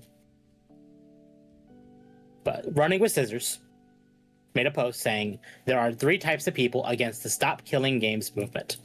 Those who misunderstand it, those who don't care, but still care enough to crap all over it, and those who are part of the industry and give no fucks about the customers and their rights because they thrive on these practices. The worst kind. Arguing with any of those 3 is like playing chess with a pigeon. They'll knock over the pieces, they'll crap on the board, and they'll fly back to their flock and claim victory. This is why it's important to focus all efforts on the actual petitions and to reach as many people as possible. There's less than a month left. It's time to make a change before allowing the normalization of yet another bad practice. If this offends anyone in particular, all we ask is the following. Does the shoe fit? And it's right. Does the shoe fit indeed? It's absolutely correct. Absolutely 100% correct. And here's what's funny. The point of Pirate Software making this this post, or like talking about the Stop Killing Games movement, was to push the idea of like, you shouldn't support this. This is bad for everyone. I think it actually got even more signatures because of Pirate Software. I agree. I think it has, definitely. The only thing I don't know how to do is do my skills right now. Oh, there we are. Know, it's funny how he tried to dismantle the movement when really just because of how much of a douchebag he was acting, it just strengthened it even more.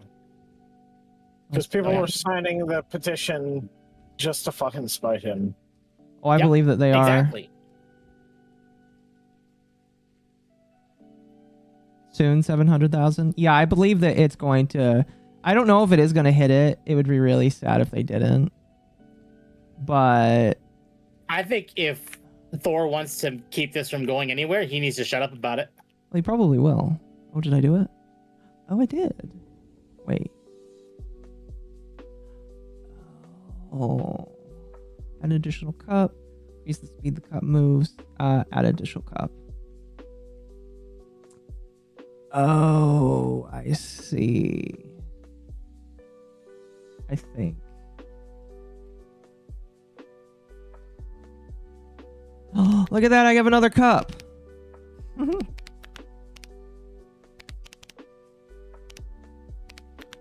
That's awesome.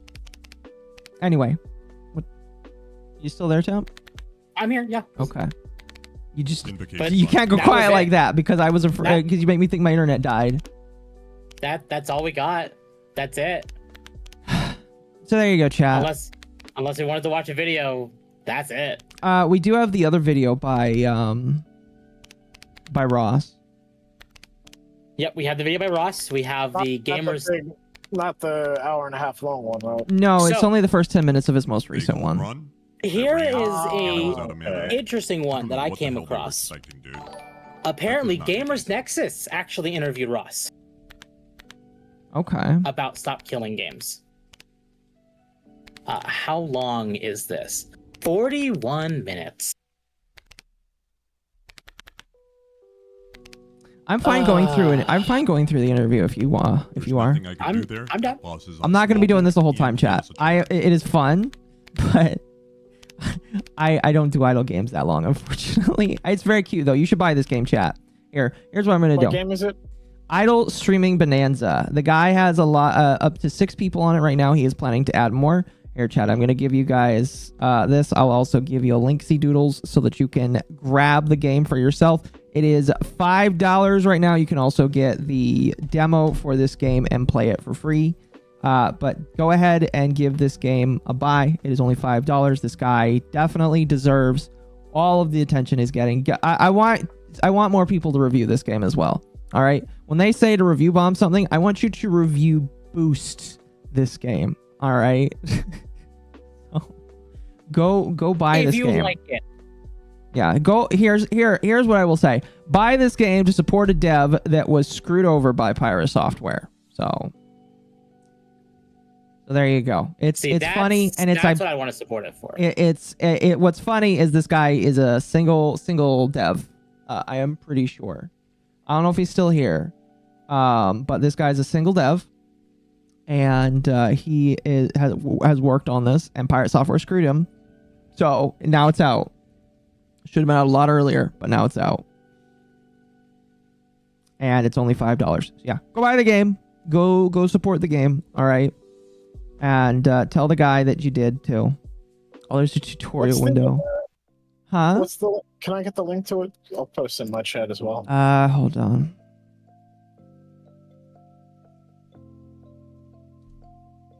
Feel I'm gonna asleep take- already? Exit game. Exit game. Now I'm gonna go back to Dune. I was doing something in Dune, but I wanted to show that game off. It's a good game, a really good game. Thank you for saying review boost. No, yeah, go boost that game. All right, it had 6 reviews on it. Show that game off. It's a good game. Whoa, jeez. Who did that? Chat, go buy the game. Tab, was that you? For what? I heard myself. Oh, that might have been me. Okay. Kind of freaked me out there for a moment. Just wanted to make sure I know where it came from. So I have your YouTube, Twitch, and Kick open. I have Razor's YouTube open, and I have my I YouTube and see. Twitch open. And I accidentally closed Twitch. That might have been what you heard was me reopening. it. Okay, you're good. I was just like, what the fuck?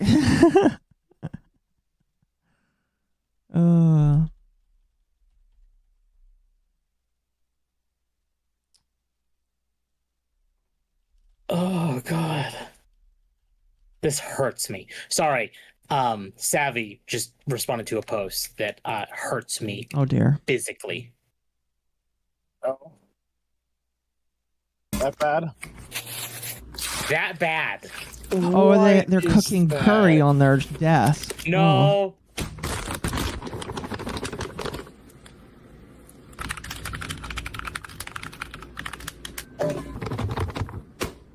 While you play that, I'm gonna go put my cheese away and grab some pizza. There you go. Take this as my chair break, but technically I've got friends that are here to talk for me.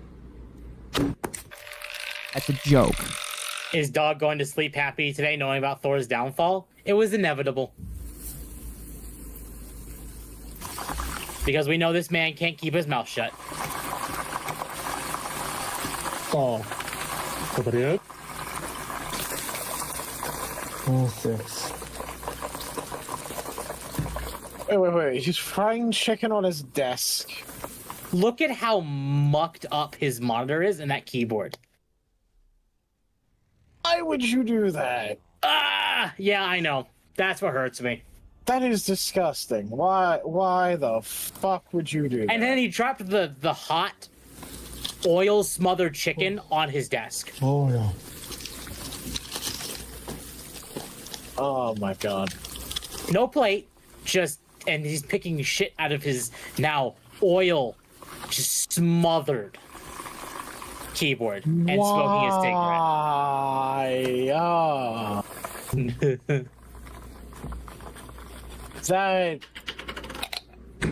That wounds me. Why in the goddamn would you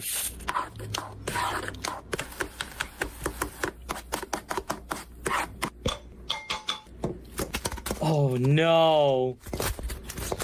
It's actively getting worse.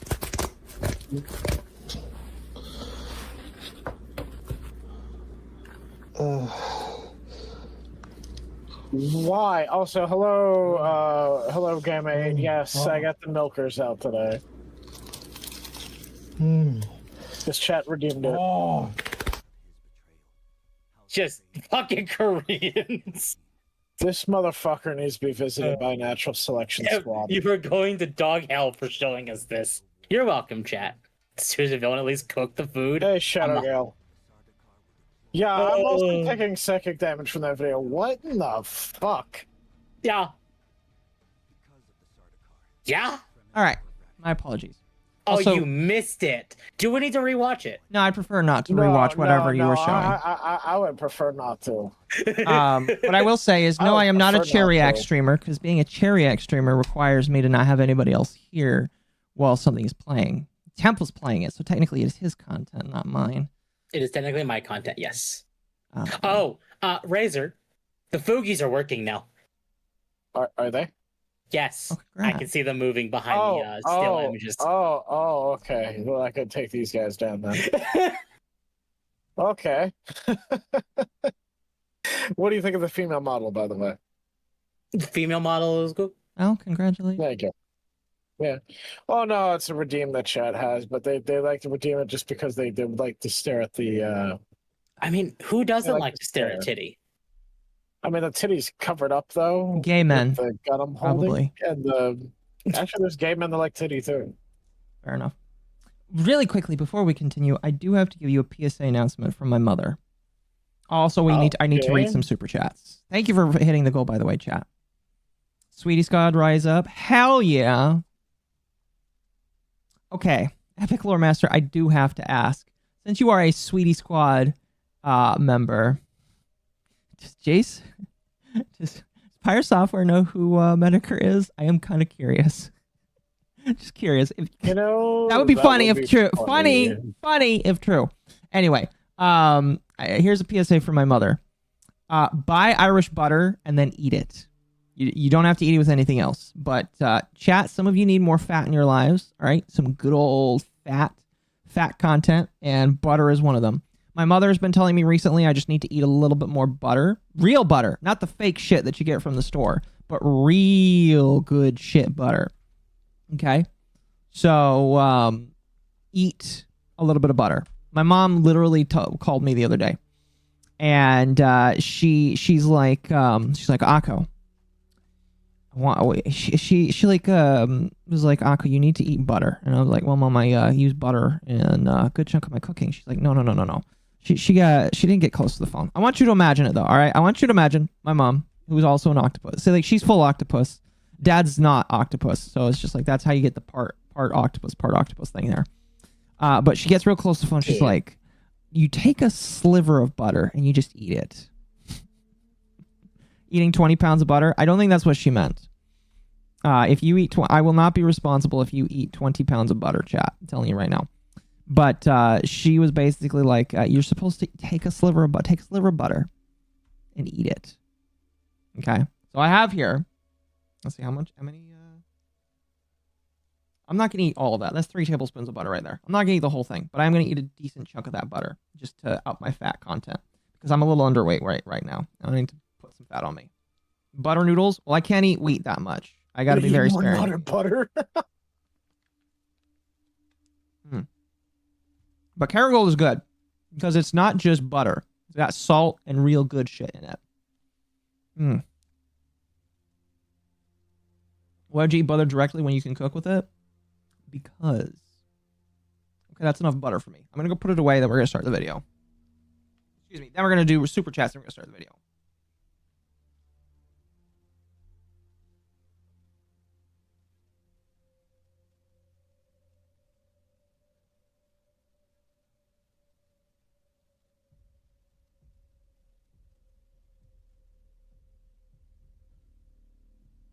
While we're waiting, there's a Sam Hyde skit you could play called Peanut Arbuckle. Oh no! All right. Yeah, I don't know what my mom was thinking. Don't eat butter by itself. I mean, it's a Sam Hyde clip. Akko would have played it eventually anyway. Which one? No, Peanut Arbuckle. All right. Let me read some supers. Okay. Devastator for 2 Canadian. Pirate Software has been playing a character, TBH. I agree.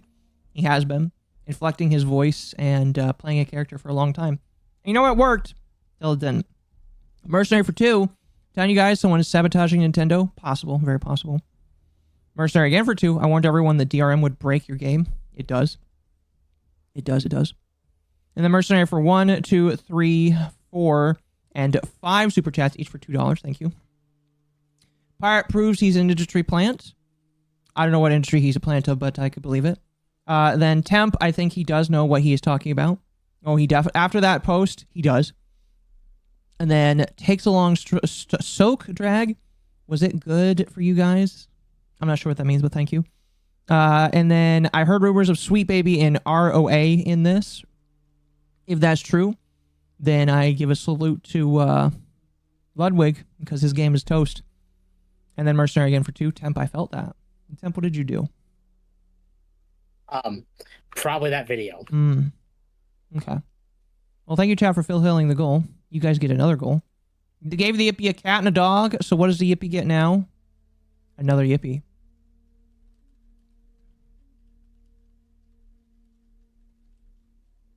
All right, you may start the video whenever you would like to. Okay.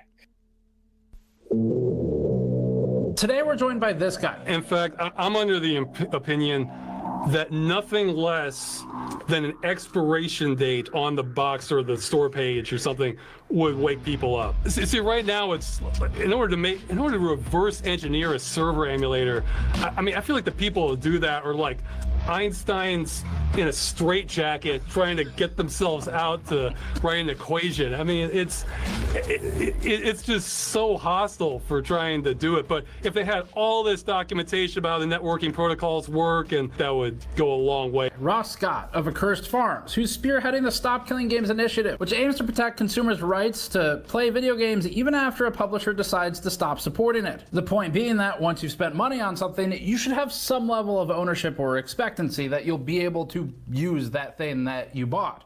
And Ross said in our interview and discussion today that he thinks... I think it's the front lines. And we agree with him. This is sort of the front lines of the enshittification discussion, where the things you own are becoming less yours, and they're more prone to just disappearing at some point, even if you've spent money on them, and in ways that are less clear than the traditional subscription service approach, where at least that's very clear what you're usage lifetime is. Currently, there's a powerful movement for a direct pause democracy for a moment. citizens initiative in the EU to make this happen. And He does bring up a good point. At least with subscriptions, you know when the time ends. But games don't even give you that these days. I didn't think about it like that. But it's more fair for the subscriptions because you know the end of date. It's at the end of the month or whenever your credit card runs out. Mm-hmm. With video games, it could literally be at some point in the future and you have no idea. Wow. I didn't think of it like that. Absolutely. But that is completely true. And I'm upset now that I didn't think of that. I think it is bullshit though. Like, you pay for a product, you should be able to fucking keep the damn thing. Like, even if you cut off the multiplayer, at least let me play the fucking campaign. Yeah. Or like have it outsourced to the fucking fans. Yeah. I don't know. I just thought that was a good point to bring up. Oh, absolutely. Because yes. I don't think a lot of people have thought of it like that before. Oh, excuse me. You may continue when ready. Oh, you're fine. Excuse me. Hope your chat doesn't... Chat, you all right? Yeah, I just didn't know you were ready to start again. I did say we're ready, so you're good. Oh, okay, I didn't hear you.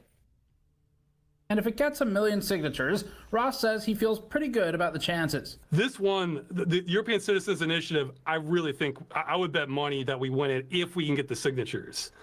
Because, again, everything's kind of aligned for this. And for anyone who's not in the EU, like, USA or Canada, I think if this passed, I think it's incredibly likely you would all get the benefits downstream. And we'll link I that agree. form below. There's also an action Pause in the real UK quick. that requires 100,000 signatures. There's already cases where that is actually being true. Apple's a really good example of that, where Apple was forced to do that. If you remember, they were forced to change their...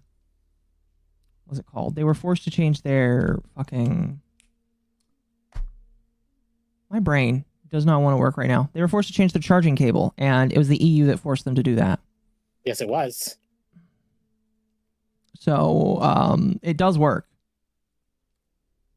Anyway, that's all I really wanted to bring up. It does work is what I'm trying to say. Mm-hmm. Also linked below for those of you in the UK. And today we're talking with Ross about the current status of Stop Killing Games, what happens next, what happens if the 1 million signatures are achieved, and hopefully they are. It's possible right now. If enough people get involved, it actually can happen. And he also talks about why he thinks this is a potential proving grounds for things like ownership of digitally made content and products and what happens next. And we'll also talk about how you can help the most effectively by speaking with Ross about what those options are. Let's get into it. This GNCA video is brought to you by us and our honeypot t-shirts for charity. The honeypot t-shirt features a custom foil design with a smashed shiny honeypot on the front, with the back featuring a GN logo with a bee flying away. Each shirt also comes with a trading card, ready to be played with its mechanics that grant treasure tokens to an opponent and then immediately take them back, including my own flavor text that I've written at the bottom. We're donating the profit from this shirt order to archive.org for its preservation of media and websites, the Cramden Institute for its e-waste recycling and its PC refurbishing and distribution programs, and the Public Interest Research Group for its support of consumer rights and warranty rights. Head over to store.gamersnexus.net to grab one today. And now we'll get straight to the interview. And remember, the links to those forms below, those are not the typical type of petition that goes nowhere and does nothing. These are actual legal processes in the UK and in the EU, and your signatures can actually help. But let's get to the discussion. What's kind of the elevator pitch, top level, and then we'll branch into some of the technicals. Most video games, you pay for them, bring them home, play them, and it's yours, effectively. There's rights issues, but if you bought a game, geez, I think even as far back as the 70s for like Atari or something, if you kept the equipment in good shape, it still works, And even online multiplayer, especially like around 90s, where if you could connect to an IP address or IPX or something, if you didn't change things, they can still work. And obviously most people did change things, but there's all sorts of support for that from the community. But so the industry has been kind of normalizing where you buy the game the same way as previous ones, you keep it, and then just at an undisclosed time period, They turn the server off, and because you have to connect to the publisher, the game's bricked. You can never run it again, and they keep your money though. So it's not like a service where, well, a few games are like World of Warcraft or Final Fantasy 14, where they tell you exactly when your access ends. You pay for a month or pay for 6 months. Okay, and that's kind of, I want to say until about 2004, pretty much every single video game made was one of those two categories. Either you're told how long it lasts, or you get to keep it and run it indefinitely. And this practice where they take away the ownership, or effective ownership, I guess, it's driven me up the wall, because that's led to more games effectively destroyed that you can never run again than any other practice. I mean, there's all sorts of obscure games for, Commodore, or mentioned Atari, that we've managed to preserve them one way or another. But meanwhile, there's this black hole of games starting from, the mid 2000s up until now. And he brings up a good point. Getting worse. Pause real quick. So and the thing about this is, unfortunately, in the U.S., this is pretty locked down legally. Sorry, what? I said he brings up a good point, and that is that games of like the 2010s to 2020s, those are getting kind of hard to preserve, because when they are online, you just can't really do much. I saw that cool. No, absolutely. I don't know. Yeah, it's and there's some. You know what? It's one that really pissed me the fuck off a lot. I really want to play the fucking Transformers Cybertron games. You can't fucking play them. No, you can't. After Activision lost the Transformers license, they decided to be a bunch of petty little bitches. Now you can't play the Cybertron games. Not only that, good luck trying to find a fucking copy of it that works. You can't. Devastation, Fall of Cybertron, War for Cybertron. Fucking amazing. The Deadpool game. Oh yeah, that's another one. Marvel Ultimate Alliance. You can't even fucking 1 and 2, even though 2 was shit compared to 1. But like, you can't even play those. Yeah. And those are great fucking games. Yeah. All very good games, but now you can't play them anymore. And then, do we even need to mention Nintendo? Oh. Well, Nintendo games historically are not really online things, so they're a little bit different. Well, no, but Nintendo is very anti-preservation. They are, yeah. And very anti-consumer. Yeah. Like the whole, we refuse to release our games until it's the right time. Hoards their 30-year-old games for the right moment. They are the Disney of video games, and not in a good way. No, absolutely not. Not that Disney was ever really good. No, yeah, they never really were good. Anyway, that's all I really wanted to bring up, is it was kind of hard to preserve the games of the 2010s, because it nobody really cares. Is. All right, we good? Yeah, go ahead. But in many other countries, especially the EU and Australia, this was never really tested legally. Companies just did it, and nobody really stopped them. And the laws were never really written for this kind of situation. I think because it's about video games, it's easier for people to be dismissive of some of the concerns, especially if they're not really attached to games the same way. And I think the best kind of way I have to reframe why it's important is this is kind of an extension of you'll own nothing, and you'll be happy. I think it's the front lines. Yeah. Like you mentioned, a lot of, lawmakers or important people in general, you're right. They don't really, usually the only time video games come up are either whether violence, targeting stuff to children that they're worried about, or gambling, where it might be running. That's pretty much it. So, I mean, I can understand that this does get passed over, but no, that is a theory I've heard, that this could be kind of testing grounds to see what people will tolerate. I think the best real-world example of what's happening in video games would be printers, where gosh. You bought a Pause printer, real it quick. works, but because the driver. Don't fucking remind me about printers. Temp, how often do you have to deal with printers? At least once a week. I fucking hate printers. All I'm gonna say is this: thank God for 3D printers, because greedy ass companies like fucking Games Workshop and Lego are finally eating shit now. Is Lego like getting to? I have not really had Lego for a long people are time. 3D printing Lego, and Lego is getting really fucking angry about it. It's like, well, then Lego, stop fucking uppricing your fucking products. Yeah, it's there comes a point. Here's my question about Lego. Is it actually getting more expensive to do? Because I've heard that they're like, oh, it's more expensive to... So it is more expensive for them to have their product. Yes. Fucking Lego now? No, I'm talking about them to produce it, not to own it. Oh. That I don't know. Okay. So maybe it's just more expensive for them to produce it. But then, again, 3D printing. Mm-hmm. I don't know. We need the MatPat coalition. I'd be down for it. I just don't know what he would do. I know he's currently lobbying for online creators for policies that'll benefit online creators more. I hope so. I'll vote for him. Yeah, for real. Yeah, it's funny. He started out as a struggling theater actor who worked at a grocery store, and now look at him. Then he became a FNAF person. We all hated him. And now he might actually pass laws that help me. I was actually debating buying FNAF if it was on sale during this Steam sale. I'm good, thanks. But it's not on sale. No, I heard the recent one was pretty good. Well, I mean, like, the original. Oh. Like, Oh, the man. old games. The old one? Mm. They aged all right, I guess. Anyway. I'd say they aged continue. pretty well.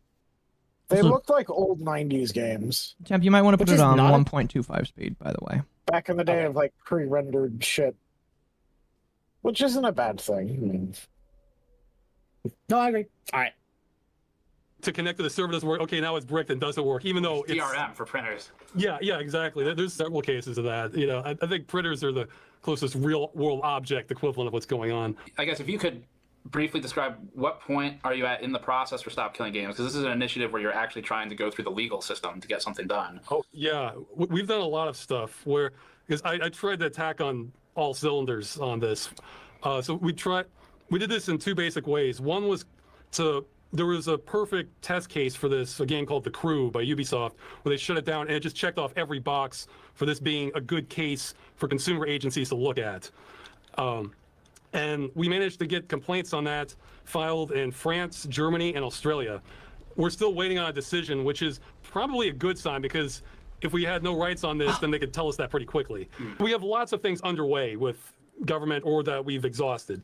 The other big way that we've been doing this is trying to propose law to governments on this through government petitions, where the big one now is the European Citizens Initiative. That's kind of the crown jewel of all this, where if we can get enough signatures on that, I think we end this. Now, the two ones we have active right now are European Citizens Initiative, which are open to anyone in the EU, or from any citizen of an EU country. It doesn't matter where you live, but you have to be a citizen. And the UK. Our odds are worse in the UK, but it is an option that they do have a process to bring it before Parliament. And so these two things, so these are forms that people can sign. The EU Citizens Initiative is an actual EU process, like it's an actual legal process, and requires 1 million signatures with some sub-requirements, so there needs to be a certain amount in different given countries. Currently, you're up at around 542,000 of the 1 million or so required. When you made your video, and I guess if you captured the footage a little before that, maybe within the last week or so, your screen capture had it at 453,000, so nearing another 100,000. I guess first of all, for anyone in the audience who you care about this issue, just pause right now, and I'll have the links in the description if you're in the UK. There's a separate link if you're in the EU. That's the one it sounds like the kind of big focus is on the Citizens Initiative. But yeah, I was looking into it, and there's sort of Wikipedia lists 6 cases that have kind of gone through this process. There's some really serious things on this. Right to water, which I think the name's pretty self-explanatory. Thankfully, I don't think we're beating that. that would yeah, that's our goal. I hope not. I hope not. That would be a different concern. How did you find out about this Hold process? on. 'Cause I don't think Pause. this was your first avenue. They're actually trying to legislate a right to water in the EU. I have no idea. I know the EU has lobbied for some really weird shit. One of the weirdest things they lobbied for was actually there was like a regulation on how curved bananas are. Seriously? I'm dead fucking serious. Yes, they regulated banana curvature. You're making how that sound long way looks worse a than it candle actually is, for. man. I'm sorry. They lobby for some really stupid shit. In response to Brexit as a fuck you, I guess somehow, I don't know how. But like when Brexit went through, they decided, oh, we're just gonna regulate to put on the water bottles to say water does not hydrate you. Which is bullshit. Yeah, packaging people like different water companies, bottled water companies, were legally required to put on the packaging water does not hydrate you. Just to prove a fucking point somehow. I guess the point is, you could tell people that the sky isn't blue, I guess. To be fair, there's a lot of people that don't believe that because they're told it's not blue. It's the same as the flat earthers. Oh god, flat earthers definitely fucking started with people. I don't like Stefan Molyneux all that much, but I did really like that one fucking video where he had a flat earther on, and then Stefan, after giving him all these examples of the earth not being flat, and this dude trying to find an excuse for every single one, he goes, what makes you think you're so qualified about saying the earth is flat? And he goes, oh, well, I'm not a scientist, I just work at a warehouse. That's funny. I work at a Lowe's. To be fair, if you've ever been on a plane, you know it's not a flat earth. He goes, oh, well, that's only because they manufacture the windows to be curved. Gotta be fucking kidding me. How long is this interview, by the way? Because it's 20 minutes till I kind of need to go to bed. Same here, because I got work at like 8 in the morning. So we'll go as long as we can, and then we'll probably be done for the rest of the night. I want to thank, by the way, everybody that came by today and everybody that decided to hang around. You guys have been awesome. Yes, thank you, chat. Yeah, thank you. You got to see me die for the first time to a worm, so that was awesome. Totally my fault, by the way. I missed it? Damn it. Yes, you did miss it. Thank you, user. Thank you for the follow. The sky is blue is a lie spread by the liberal agenda. Okay, that just sounds bad, man. And yet, you know how probably accurate that is? So bad, man. All right, we'll continue as long as we can. Okay. Right. This has been going for a while now. It was a long, winding road. Option. We lost an entire month basically chasing down dead ends for this, where we would call agencies or volunteers would in those countries, and then we would just, from the same agency, we would get different answers. Some would say, well, no, you signed the license agreement, they can do whatever they want. Others saying, well, no, I think that means they have to run it indefinitely. And one in Germany said there is no clear legal regulation on this.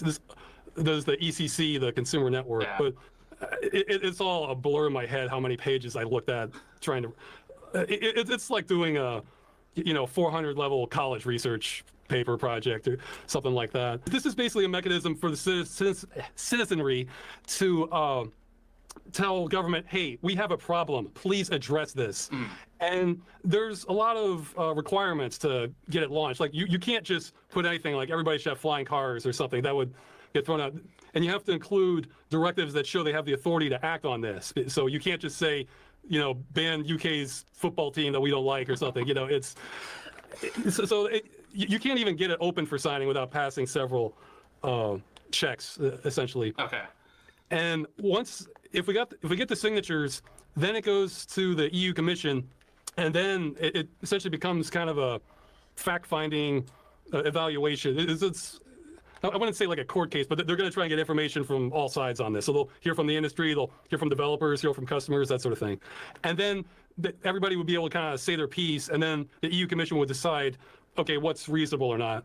And the reason I'm so optimistic is because of that kind of hole in the law I mentioned earlier, where there just aren't clear terms on this already. So if we're coming in just asking for basic consumer rights that are in line with all kinds of other products, I think we would either win, or this would just look really bad for a lot of politicians in like a national, international. He is news correct, level yeah. that they wouldn't want. Yeah. Somewhat.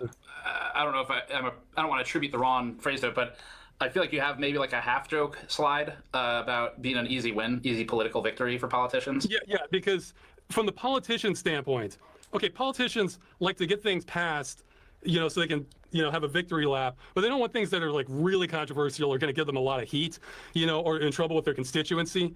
So, I mean, if you compare this to like something like immigration policies, or maybe something popular, like unpopular, like raising taxes on something, that's not a fun, that's not a fun one for them to engage in if they don't have to, or if they're not sure of the numbers. But this, like we said earlier, a lot of government doesn't care about video games in the first place, and really a lot of their constituency might not either. And this is pro-consumer, so this could be relatively easy for politicians to pass, because, I mean, it's not a free win exactly, but the winds are blowing in the right direction for it. That's the way I would put it. So on the technical side, I guess we can get into that. Your video does a good job of talking about this recently, but I think some of the first line of defense arguments you would have against some kind of video game preservation when there are elements that require server connectivity, the first thing a developer might oppose with that is you could straw man it and say, well, we're not giving away our source code. That's our intellectual property. That's crazy. We're not going to, we close the game. But that's kind of a misconception we could talk about. Another one might be that just on a pure technical level, or maybe a financial feasibility level, you could straw man it a different way and say, well, to expect us to re-architect a game because we're suffering financially and we have to shut it down, therefore we have to invest even more money into it to save it. I think those, to me, seem like the easiest arguments. How do you confront this? It may not be an intentional straw man. I mean, it's easy to understand where people can get hung up on this. I'd say the very first point I would emphasize is that the initiative is not retroactive. It wouldn't be even if we wanted to. So we're talking about games and practices in the future. I think even if this passed, I think a really fast implementation would probably be 2 years minimum, but it would probably be longer than that. Yeah. So, yeah, that's the first thing to acknowledge is let's talk about games in the future first. Right. That's the first framing. The second, like you mentioned, they don't. Well, first, we would not be requiring them to give out source code under any scenario. But let's say something like server binaries or something like that. See, for a lot of games right now, if they were never designed for something like this, it could be they don't have the rights from the company that they're using the middleware from, or have some microservice connected to, that they can't legally give this out even if they wanted to because of existing deals. So for how those games would be handled, I mean, like right now, that would be in the EU Commission's hands, but I'd say the only two options, if they just can't rework it or if it's just too costly, could be that they could shut it down before the law went into effect. So, we're talking a couple years down the line. Or it could be that during the compromise process, the EU decides, okay, this is too disruptive to just do all at once like this. We're going to grandfather in everybody who's selling games before this date. Mm-hmm. So in other words, okay, since you were selling your game before 2028 or something, you get a free ride for this game. You will not be subject to these regulations, but any games that start getting sold after that date, that's when it kicks in. And from that point, I would emphasize developers to just start focusing on it, like just from the design phase onward. So, nothing's been written yet. You're just figuring out how you're going to code this. And it could be, a lot of things could have to change depending on the game. It could be that, again, like for middleware or microservices, you might have to renegotiate with those vendors that you used to get things from, just so you have enough rights to allow an end-of-life build. For the microservices and middleware vendors, any quick examples you can throw out there of not necessarily specific companies, but types of game systems that might use these? I was thinking with The Crew. Yeah. That's a game that also used copyrighted music and name brand car licenses, which they might have said, okay, you can't sell it after this date. Right. And no, I've never heard of a deal like that. Did you say something, Marco? No, I didn't say anything, but he is bringing up a good point where he's just like, we're not even going to demand that this happen. This is another hole in Pirate Software's argument. It's just like, we're not even asking for retroactive usage of this kind of shit. We're just asking that, like, stuff moving forward is, like, respected, basically. That's what I find is so funny, is that, like, Jason is going to continue to say, oh, I don't want to have to do this to any of my previous. I was like, but you're not being asked to. Only new projects will. Only new things are going to require this stuff. And I think that's what's really funny about this. Also, damn it, I lost a lot of iron having to rebuild all my shit. I'm upset. I suffer. I suffer. Well. Oh well, oh well. Anyway, continue. Stopping the user to continue playing the game after that date. That's the difference. But let's say the deal was only for the client to have that, and there was those car models are in the server code somewhere. Right. You know, that deal was never made, so they can't do it. So, but in the future, if you want to make a new car game and you're negotiating with Porsche or something, then they would know that, oh, if they want to sell this game in the EU, which has 450 million people in it, we have to allow, you know, we have to add an extra little clause that, okay, we can release server software that contains the model at end of life, even if we can't sell the game past that point. Right. And because it might also come up, it's entirely possible, well, for many of these games, it's maybe probable, that the server for this, there's no way it's going to be able to run on consumer hardware, like, especially for something like an MMO where it's meant to be dealing with thousands of players, that sort of thing. For a scenario like that, they would not have to adapt it to like an x86 machine or, you know, a console or something. But what they would have to do is release some version of the server software. It could be stripped down, like maybe it cuts out stuff like, you know, accounting information on all the accounts and stuff, you know. And then they just disclose to customers, okay, if you want, here's the software, but it's going to require a Graviton 3 processor if you want to run this. Good luck figuring it out. You're on your own, you know. Yeah, go get your own AWS instance or whatever. Yeah. Exactly. It's the goal here is it doesn't have to be easy. It has to not be impossible. That's the kind of that. By your vision of it, do you think that the law would kind of explicitly lay out a few options for developers for how they can keep the games reasonably playable, or is it kind of up to the developer? It's hard to say. It depends how hands-on the EU wanted to get. I would, if I had to just guess, I would lean towards no, because that's something you mentioned earlier. I think I forgot to get to. One of the reasons we worded the initiative the way we did, we focused on the game being in a playable state. We did not say, okay, you need to include the server binaries, or you need to patch the client to allow, you know, private server functionality, or you need to include source code. Because as soon as you do that, that actually could run up against existing copyright laws, because now you're telling developers they need to release this specific code, and that might have their intellectual property. Well, that's a good point too. Here, pause. Goal, you know, a working game. Yeah. He's not. That's another thing that's really interesting is they're not even saying release it in a way that we can run it on a server. They're just saying release it. That's a very important distinction that, again, I feel like Pyro Software is choosing to omit. That is sorry, I just thought that was a fun little tidbit that was worth pointing out there. Anyway, you are fine. Let's continue for about another 5 or so minutes, and then we're gonna be done. Okay, understood.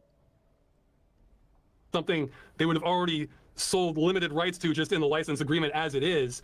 That allows us to kind of sidestep that, where, you know, we're not telling them how they do this. They just need to hit that goal any way that they deem fit, essentially. Mm-hmm. Has there been any developer engagement thus far? You named and thanked a couple developers in your video early on who were positive, but what's that side been like?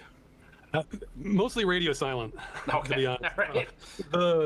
Right. I'd say there are more the ones I've encountered, there are more for it than they're against it, but there is, I'd say 20 to 30% sometimes against it, but a whole lot of that comes from them thinking, hey, you know, we coded this game that was never intended. They think we're saying you need to change everything you did about the game and re-architect everything, right. And I think that causes kind of a knee-jerk reaction against it.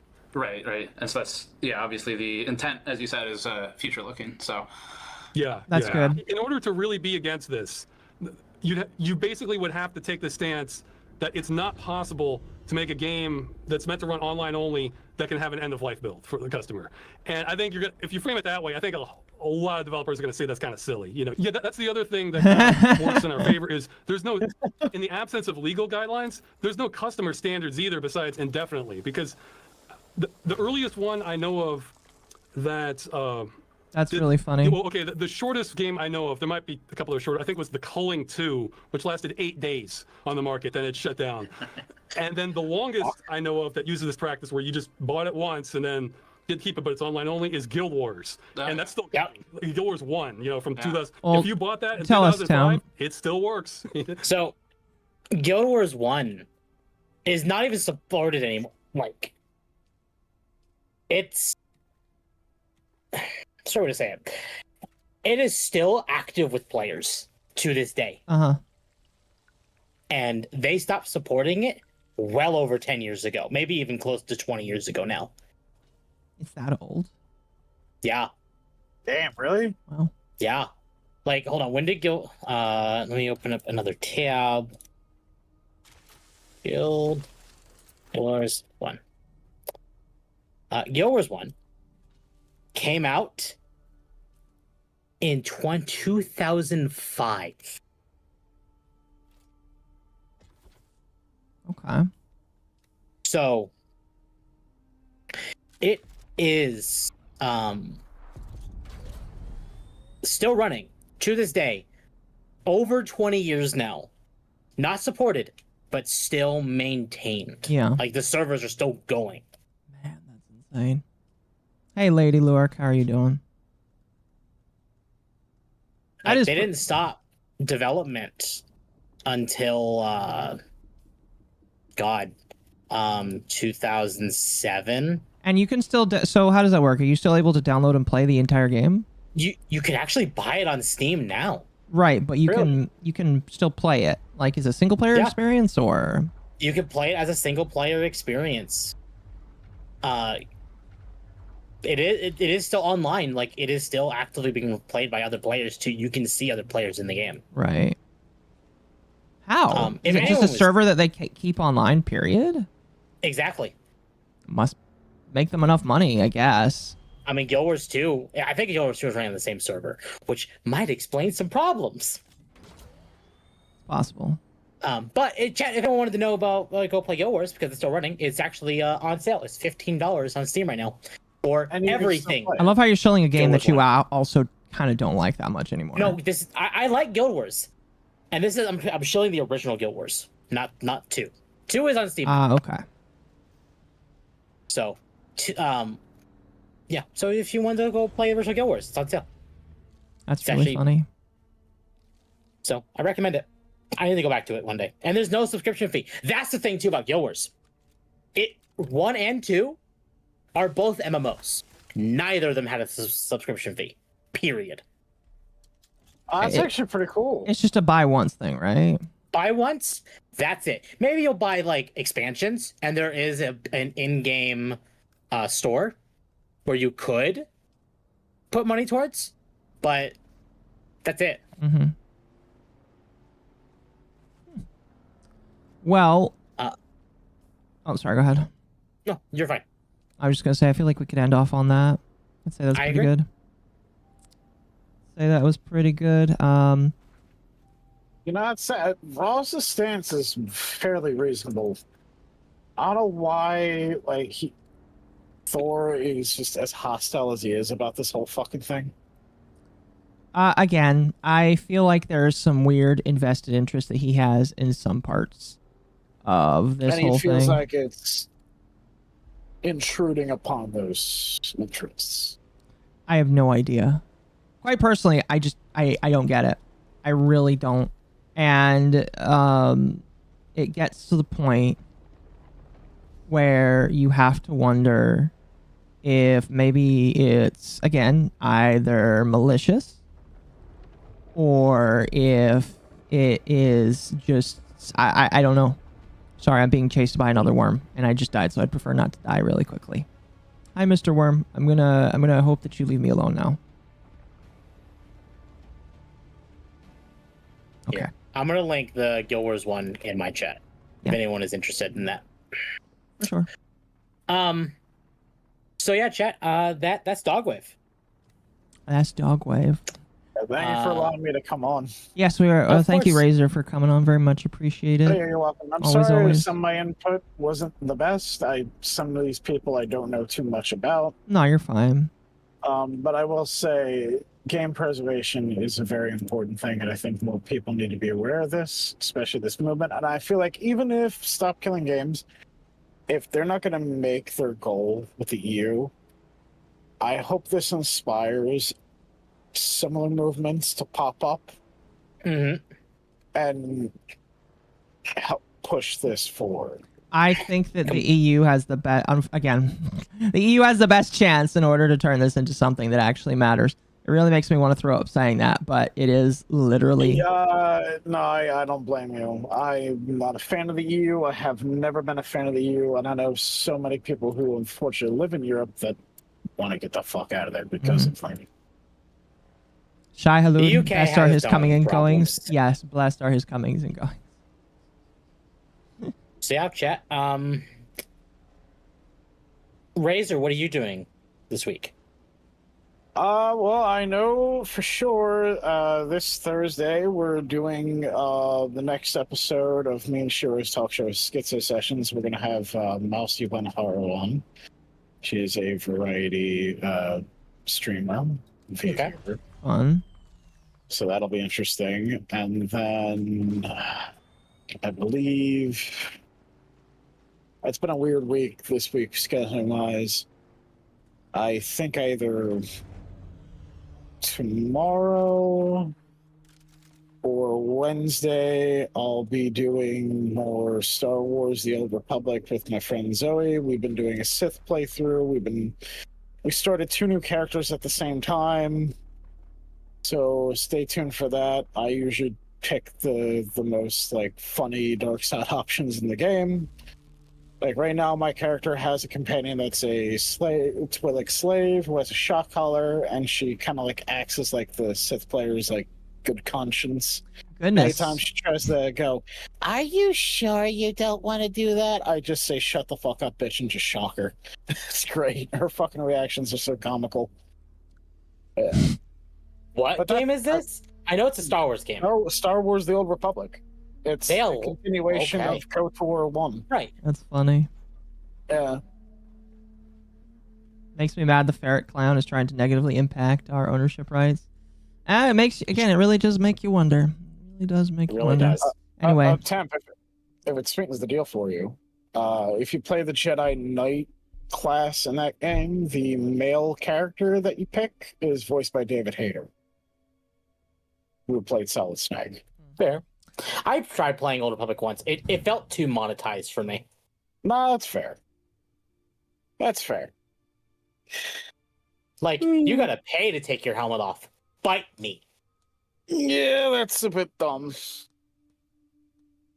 So, Occo, what are you doing this week? This week we have obviously Dogwave on Sunday. We have Hump Day on Wednesday. We have a very special Under the Tea on Thursday. Don't want to miss it, for sure. You will need to inform me off stream. For sure. And then after that, let's see, it's the new month. Yeah, it's the new month. So we're in July. I'm not going to be streaming tomorrow or Tuesday. 4th of July as well, by the way, this week. Yeah, 4th of July is Friday. Yep.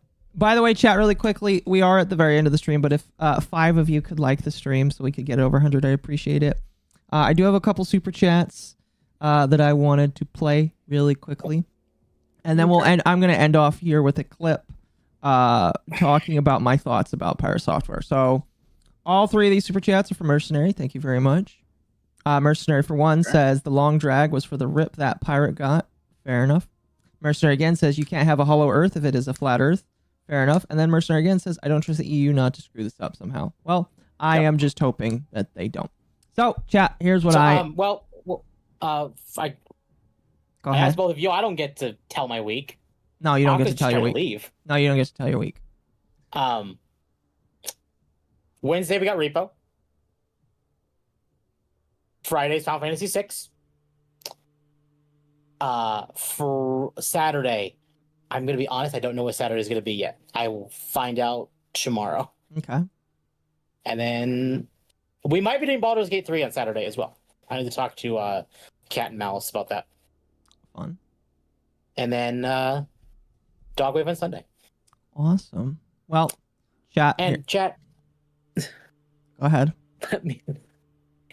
I again greatly appreciate it. We're trying to hit 500 subs on YouTube. We're getting really close. So sooner we get there, the sooner you get to hear me be a little bitch and scream about horror. Otherwise, chat, I will see you on Wednesday, Akko. We'll Now be you're free. back. We'll be back. And chat, just letting you know, this is what I'm ending you off on. Chat, this is what I think about pirate software.